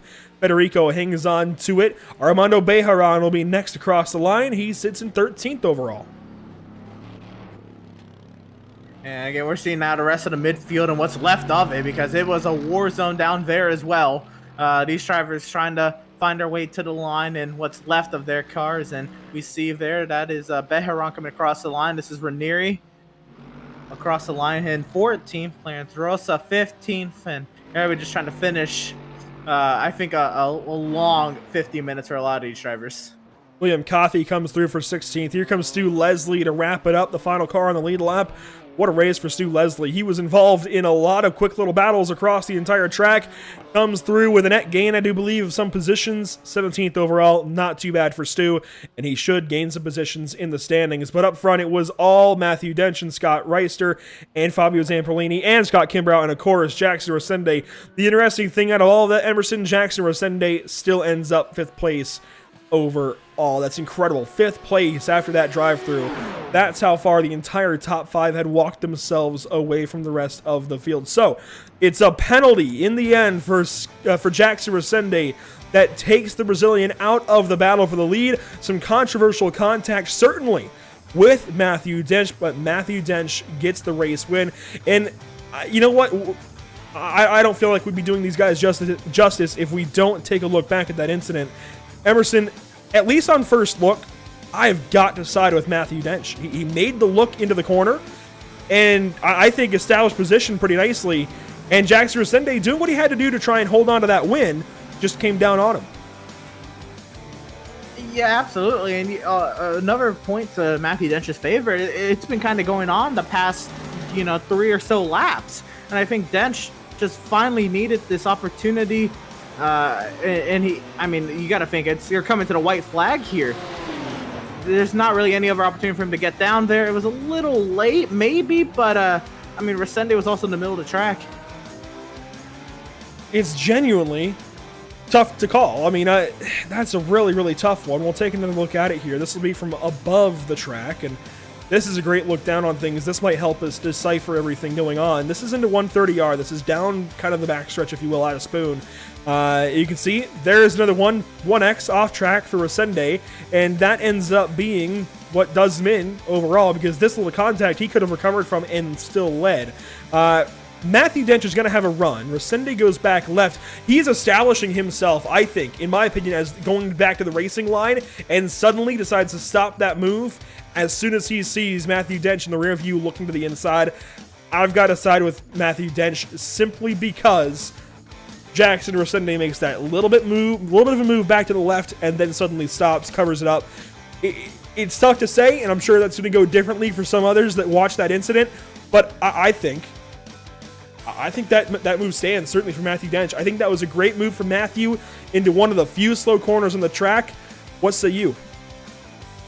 Yeah, I agree. Matthew Dench, again, he's been trying the last 3 laps, trying to make this move very cleanly, by the way. Even when Resende put it, in the places that he should have. At that point, if you're the following car and these big GT3 cars and see the car move off the defensive line into the preferred racing line for a chicane like that, and it's coming to it's the penultimate corner, it's the final corner of the second to last lap of the race, you got to send it up the inside if you're that close. And he absolutely should have, and Resende probably should have just continued on his way with the preferred race line. They probably could have raced through the chicane, and Resende may have even had the advantage through the switchback. Let's take one more look at it here. This is a pretty good eye. Resende's pointed back to the racing line and suddenly decides he's going to cover up that move. At that point, I think your heads up racing. I don't know if... I don't know that deserves any kind of penalty. I think that win should stand in my eye. But obviously, I don't make the rules around here, Emerson. I don't know if you noticed or not, but of course, the series has admins that will go back and I'm sure check that one out. And I don't know if that's even up for review necessarily, but that is the key moment of this entire race today. And that decides this one. Obviously, that is what just decided this race. And it goes the way of Matthew Dench. That's about all there is to it. But all of that out of the way, and certainly these little long-winded spiels about that contact out of the way, we will take a step aside as per usual and be right back to you with post-race coverage from the Suzuka International Racing Course. Wow, what a race we just saw from the North American Racing League. Don't go anywhere. PitStopTV with more coverage on the way.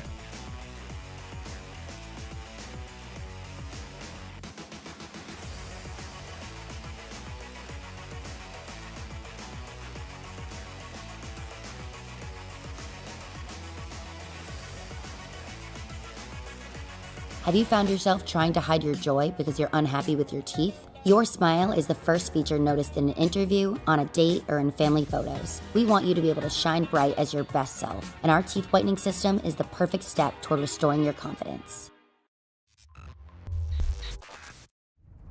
Okay, so you've watched the big boys race more than a handful of times.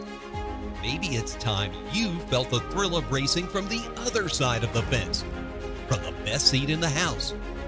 It's time for you to experience the excitement of U.S. Legend Series racing from the driver's seat. U.S. Legend Series is one of the fastest growing segments in all of motorsports. It's a fun and affordable spec class of racing for anyone to participate in. The U.S. Legend Series was designed to fight the high cost of racing by strictly enforced rules to ensure fair and close competition. This is a series where drivers can come explore their dreams no matter their age or expertise level. A system where competition and growth outweigh operational costs. The U.S. Legend Series is a series for those who love auto racing to enjoy as a stepping stone to build on their talent and ingenuity, plus a vehicle to build family and community, strengthening bonds, building a bolder, brighter future, building a legend. It's time to see for yourself all that the U.S. Legend Series has to offer. It's time to go racing.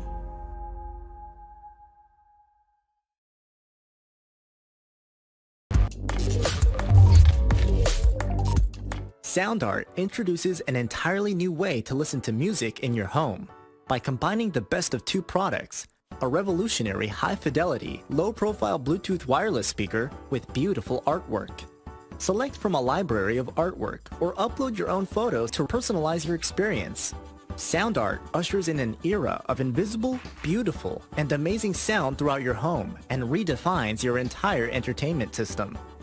The need to reclaim your floor space and rid your home of unsightly speaker boxes that need to be bolted to the wall is now a thing of the past. Our canvas is printed on high-quality permalite by Breathing Color. And select from our gallery or upload your own. Standard sizes include 16 by 20 and 18 by 24 canvas wrapped. Custom sizing is available, as well as surround sound options.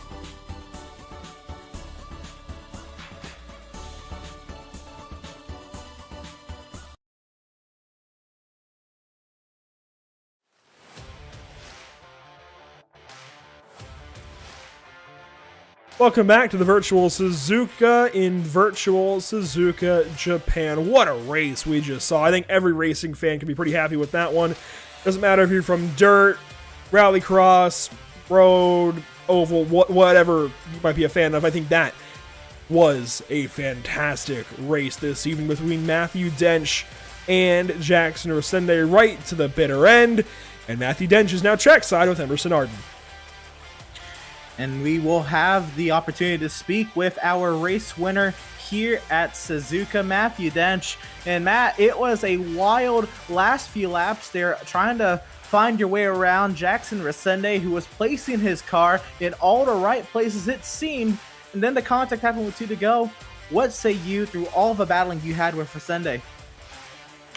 Yeah, he makes a really wide car. On that last section there, it was just he started to go left towards the racing line, so I just pinched it back over to the right, and he tried to pinch me off a little bit. And looking at the replay, he's kind of braked about a car length before our normal point, so it's sort of just caught me off guard a bit. I think he picked up too many incidents because he had to go into the pit again. I was 1 point off as well.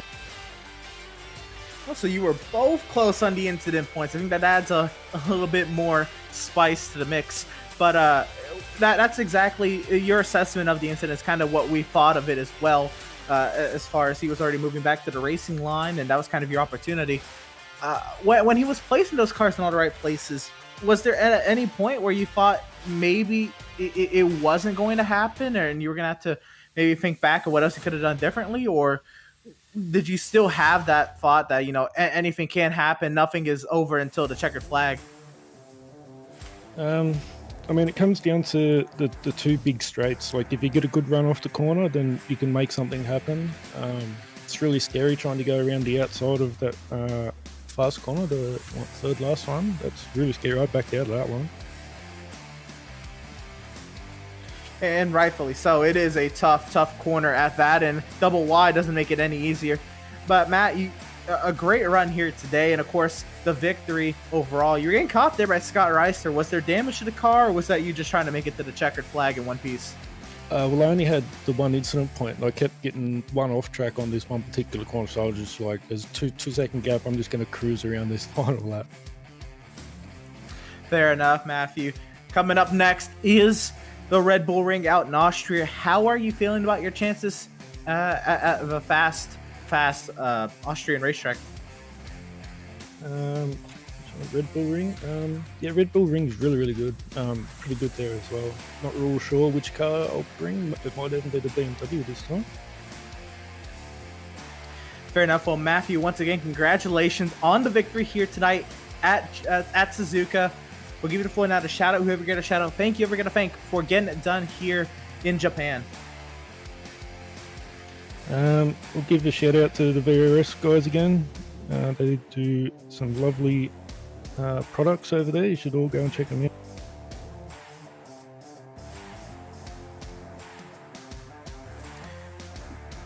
Right on, and that was race winner Matthew Dench here from Suzuka. Again, taking round number 6 here in a heated battle with Jackson Resende, but it wasn't Resende who came second. It was Scott Rice and Andrew standing by.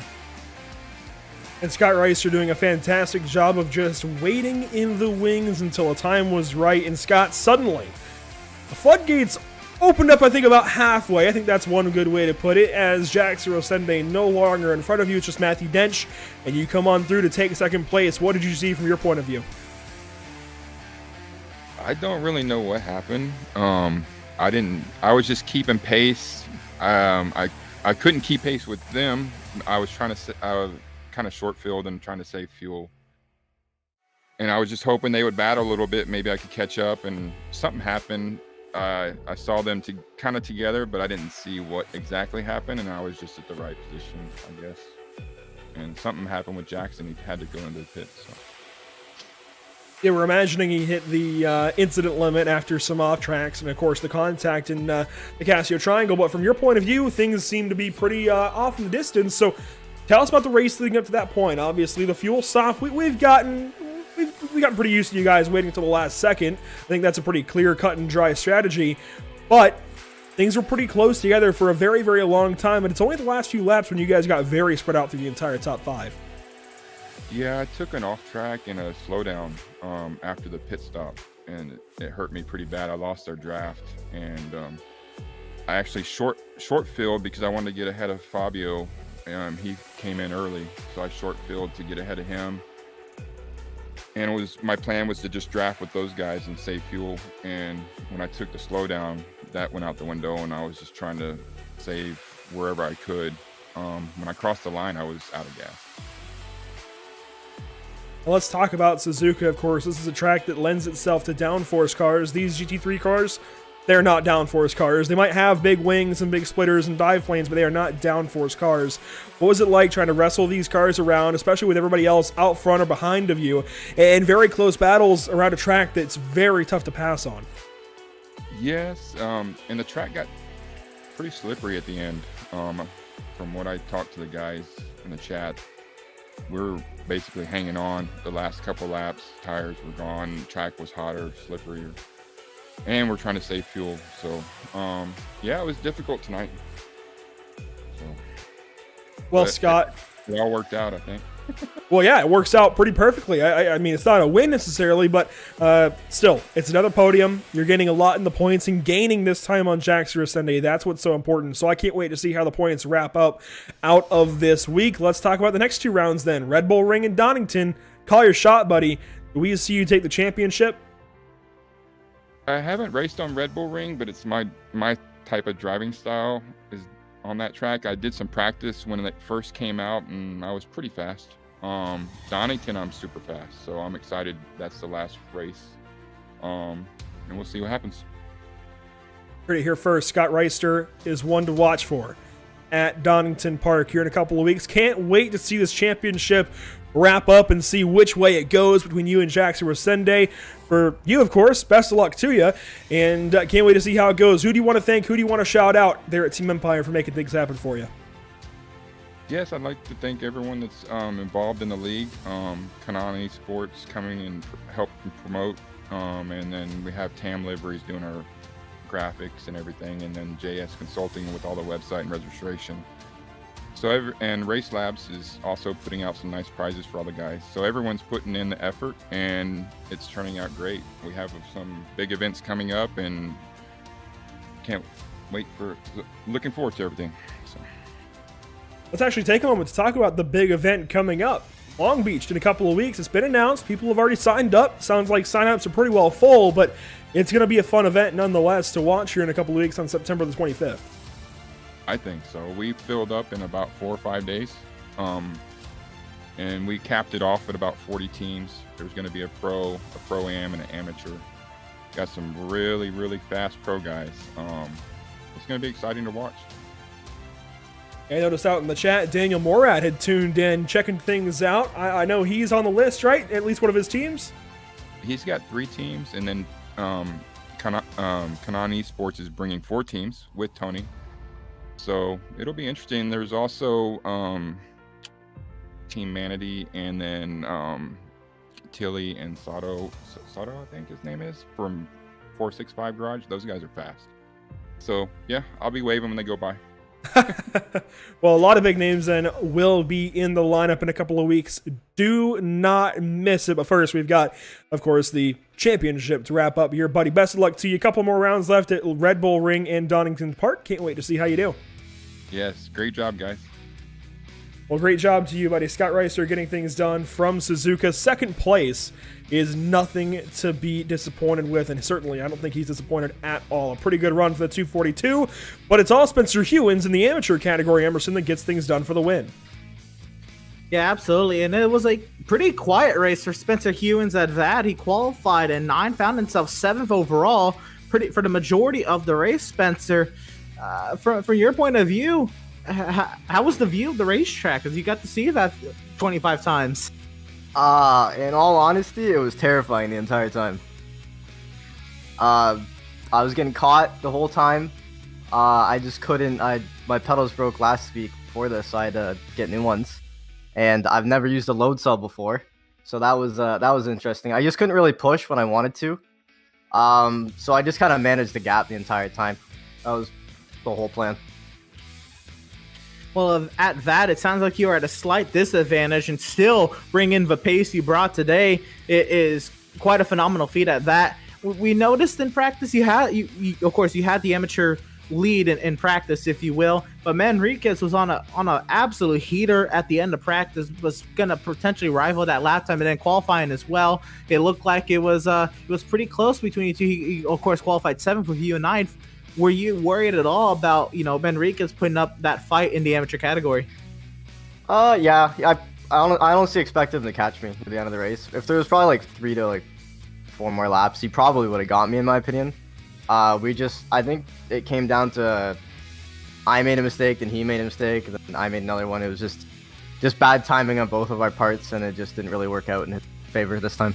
Just got a bit lucky. Well, Spencer, you are stringing together some great runs here, and coming up next at the Red Bull Ring for round number 7, how do you feel about your chances there? Probably out of all the tracks we've done this far, I've done, it's probably my most confident one. I'm definitely most comfortable there, always have been, across every game, so I hopefully should be good. Well, fair enough. Hoping you are as well, I guess, for the sake of that. You have any idea what car you're bringing? You stick with the Lambo, or what are you thinking? Probably the Lambo, but I was doing fixed Ferrari around it, and it didn't feel too bad, so I might give the Ferrari a go too. Competition between the Italian cars. That'll be something to see for you, Spencer. But well, congratulations here on the amateur category victory. We're going to give you the floor here to shout out. Who we get a shout out? Thank you. We're going to thank for getting it done here at Suzuka. Just a huge thanks to Daniel Morad. He worked with me all yesterday, pretty much. It felt like just getting used to new pedals. Actually, we did it in an entirely different car. I was gonna drive the AMG originally, but it didn't really work out for me, so I swapped back to the Lambo. Didn't really find as much speed. It was just way more consistent for me, but just the things that he taught me, I can just now just apply to new tracks every single week and every single car. So just big thanks to him. Well, absolutely. Once again, congratulations on the amateur class victory here today. It was, I think, a relatively smooth drive from our eyes, at least for you, but you say it was terrifying, and this track is pretty daunting at that. So congratulations on surviving the 50 minutes, and best luck to you next week at the Red Bull Ring. Thank you. And that is our amateur class winner, who placed 7th overall, Spencer Hewins. We'll move things along then to the hobbyshop.mx driver of Josue Murata Manriquez. Now, Josue, we have not talked to you in English before. You comfortable with English? Yes, English is okay. Awesome. Well, buddy, you got the win at Interlagos a few weeks ago. This week, it's not a win, but second place, still very, very strong. How did the race go from your point of view?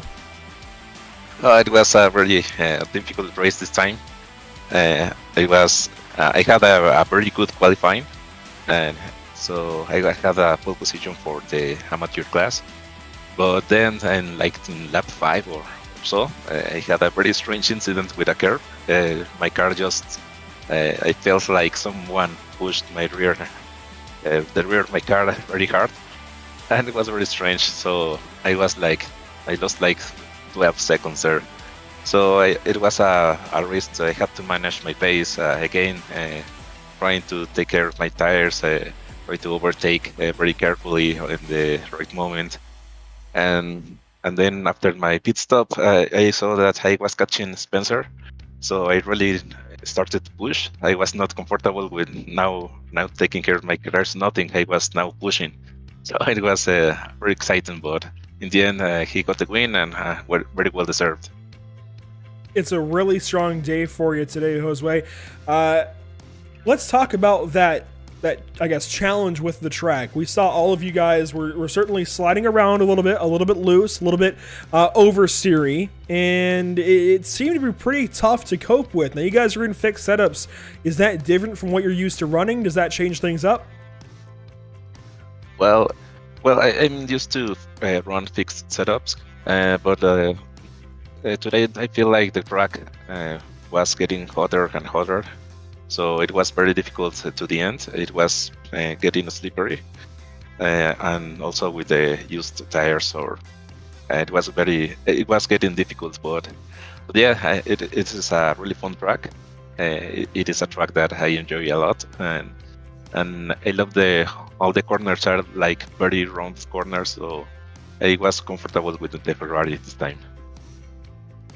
And Josue, you're one of the few Ferrari drivers in the series. Is it just, I guess, a more comfortable car to you? Are you used to it from maybe Ferrari Challenge? Why do you drive the Ferrari in the series? Yeah, it's a car that I know very well. I love to run the Ferrari Challenge in iRacing in the official series. So it's a car I like, but yeah, I also felt that it was a very good car for this track. Well, I gotta say, it is a stellar looking car that you bring to the racetrack each and every week. Glad to see you doing so well, and hey, you never know, with the points the way they are, you might be able to get up there and still battle for a championship before things are done. Josue, who do you want to thank? Who do you want to shout out? Who makes it happen for you? At this time, I want to thank my team. I think they are watching this stream. So thank you for my team, Studio KO, all the sponsors. The sponsor AR117 is the guys that make the library. So thank to them, to Racebox Team Racing. They make great button boxes. So thank you to them. Well, buddy, congratulations on another podium run. This time, second place this evening. Silver's got to feel pretty good, and it looks good on that car as well. Have a great night, Josue. We'll see you next week. Okay, guys, see you. Josue Murado Enriquez wrapping things up from the second position in the class. That's 8th overall, if you're keeping track. What a good day for him, along with Spencer Hewins. Those guys capitalizing on every bit of trouble that Joshua Benjamin, Mark Scott, and Blake Scott ran into today. That's going to help him a lot in the standings. Yeah, absolutely. And great runs. I mean, all around. If you placed in the top 10, you had a lot going for you because it was so tough.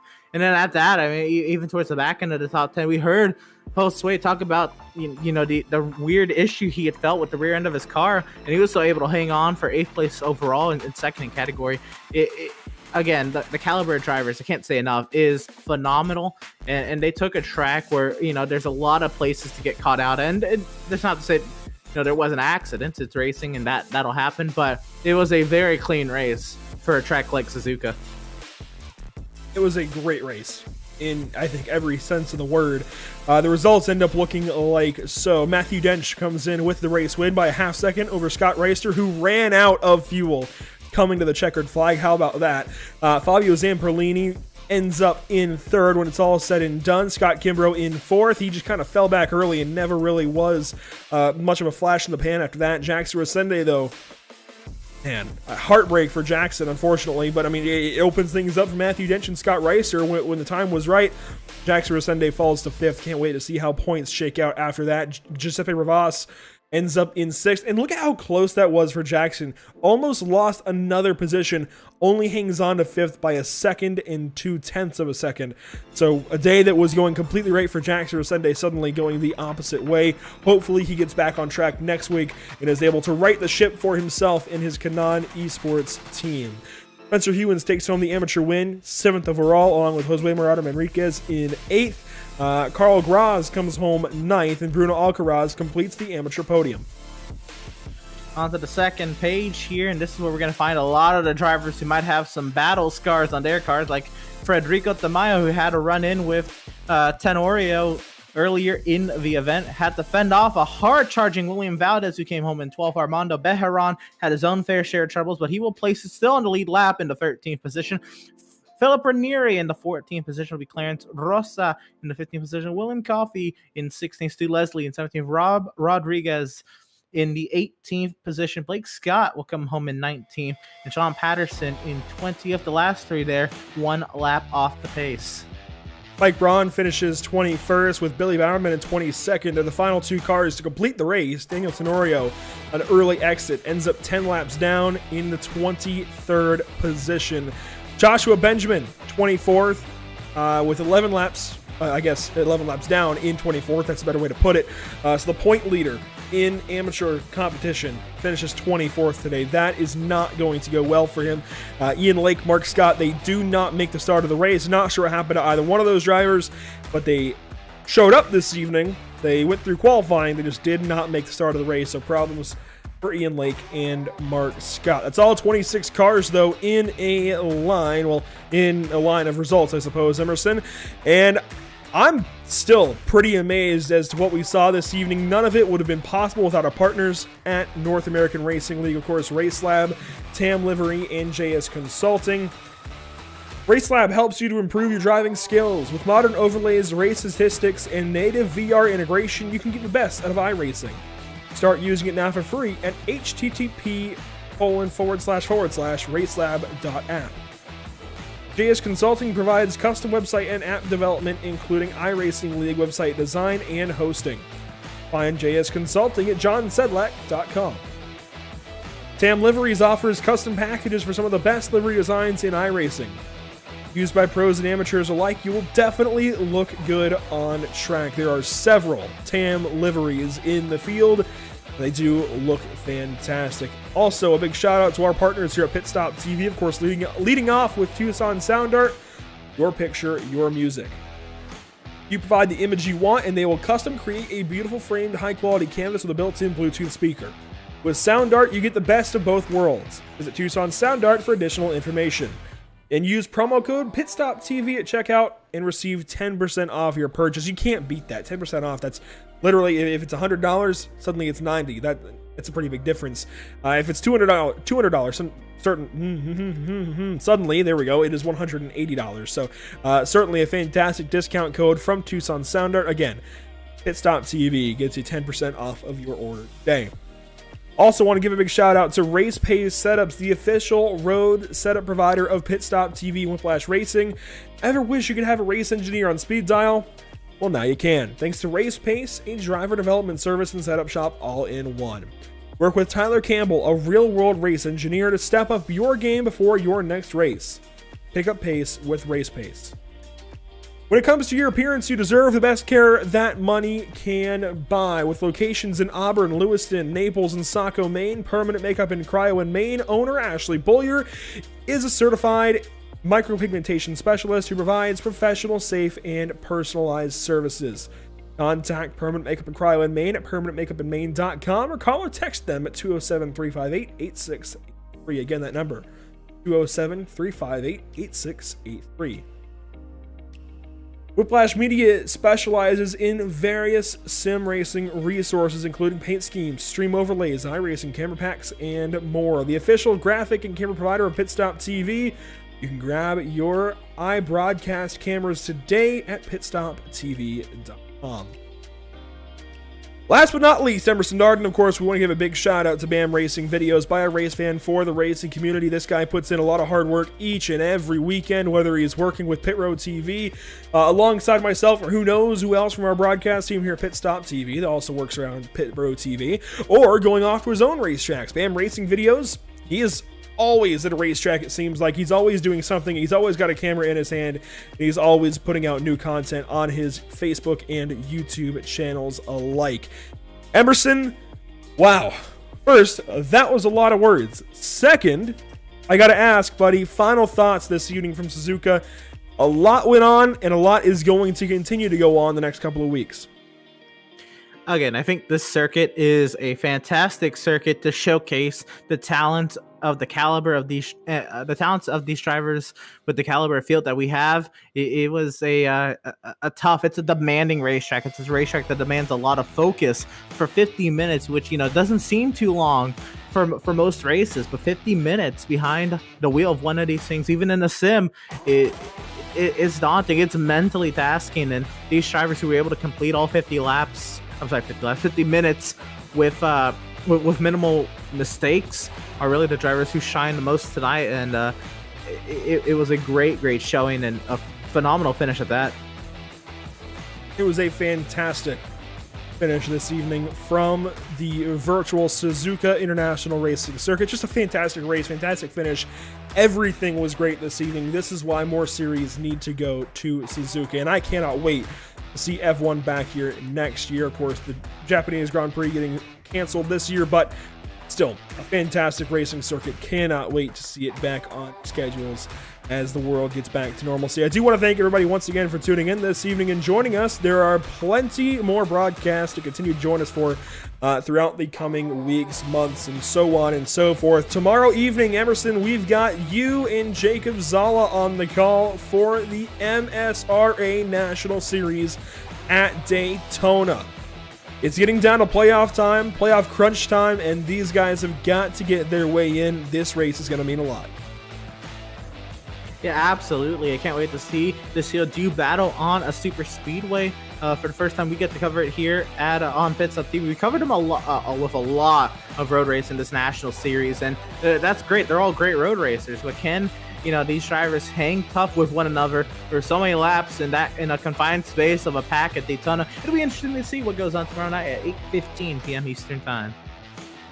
Tuesday evening, it's the Nork iRacing Series in the Season 13 chase from the Bristol Motor Speedway on dirt. That's right, NASCAR Xfinity Series cars with all of Nork's personalities on dirt. It's going to be wild. You've got to be here, 6:40 p.m. Eastern Time. A lot is going to go on there before we head to Langley Speedway. Larry King Law's Langley Speedway on Wednesday evening. The Cars Esport Tour is heading on down to Langley. Hampton, Virginia hosts a fantastic flat little short track, and late model stock cars will be roaring around there once again. We were there back in early June with the Real Solid Rock Carriers Cars Tour. Can't wait to do it virtually in the Cars Esport Tour this coming Wednesday evening. Let's also not forget the Outlaw Sim Series at Watkins Glen the same night, followed up by, of course, the North American Racing League on September the 2nd from the Red Bull Ring. There's a lot to keep up with here at PitStopTV, and you can do so at our social channels. Emerson, go ahead and tell them more about it. Of course, a lot of our social media updates, and of course we have the races streamed there, as well as our Facebook page at facebook.com/PitStopTV. I think probably one of the best places to get all the updates for all the series that you know and love. Instagram, our Instagram at pit_stop_TV, or the link there on your screen, is a great site that has all of the amazing photos that the likes of our Trey Shuttlesworth here, who rocked social media coverage tonight, as he always does, myself, Andrew, and others who do our social media coverage throughout the races here at PitStopTV. You can see all that work at Instagram, and then also at our Twitter, where I think most of the posts go out to, at PitStopTV _, the link right there as well. We have a Twitch channel, of course, at twitch.tv/pit_stop_TV, and of course our YouTube at youtube.com/c/pitstoptv1. Plenty of places to keep up with PitStopTV, and we want to keep up with you. By all means, if you're out there doing whatever on social media, if you're one of the drivers in these series, hey, tag us in social media. We'll share it around. We will interact with you guys. By all means, hit us up on social media, Facebook, Twitter, Instagram, all of the places that you could possibly want PitStopTV. We are there. That will do it, however, from the virtual Suzuka International Racing Course. Do want to thank all of you once again for being here this evening, and we hope you enjoyed tonight's broadcast. For all of PitStopTV, Emerson Arden, beside me on the mic, Chase Shuttlesworth, and our social media coverage, myself, Andrew Cardinale, along with, thank you so much for tuning in, and we will see you next time. Have a great night.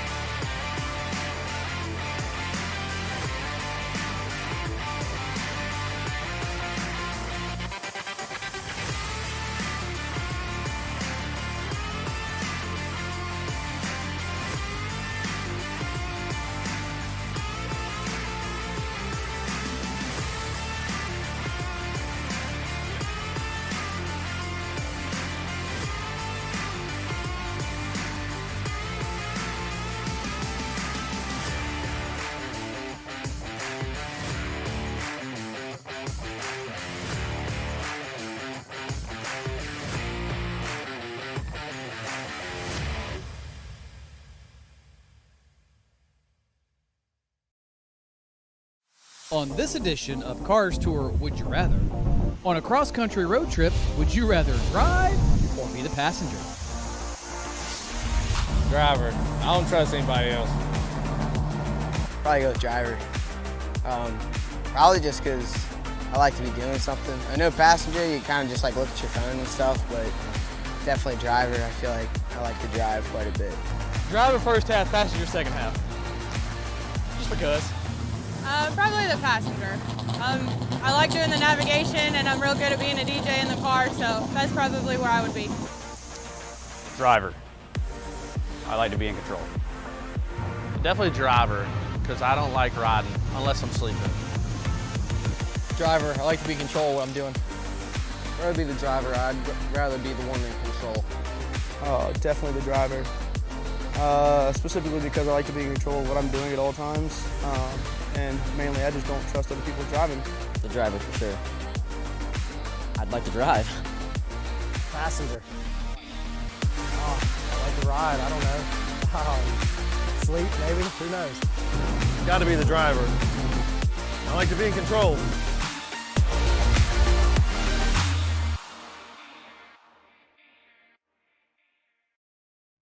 On this edition of Cars Tour Would You Rather, do you prefer syrup or sprinkles on your ice cream? Sprinkles. I'm a calories guy, so syrup too many calories. Try to stay healthy. Sprinkles mixed into some chocolate and good berries that's where it's at. Sprinkles. Definitely sprinkles. I've never really had syrup on my ice cream. Sprinkles. I don't know, sprinkles. Colorfulness, I like it. Oh, definitely sprinkles. Syrup's way too sweet. Syrup for sure. Syrup. Syrup, for sure. Sprinkles don't have flavor. They're just crunchy. I'd rather have sprinkles, have a little bit of texture to it. Sprinkles. I'm not a syrup person. I don't like caramel or chocolate, I guess. Chocolate syrup, yes. Tastes better. I'm not a sweets person, so I don't do sprinkles or syrup.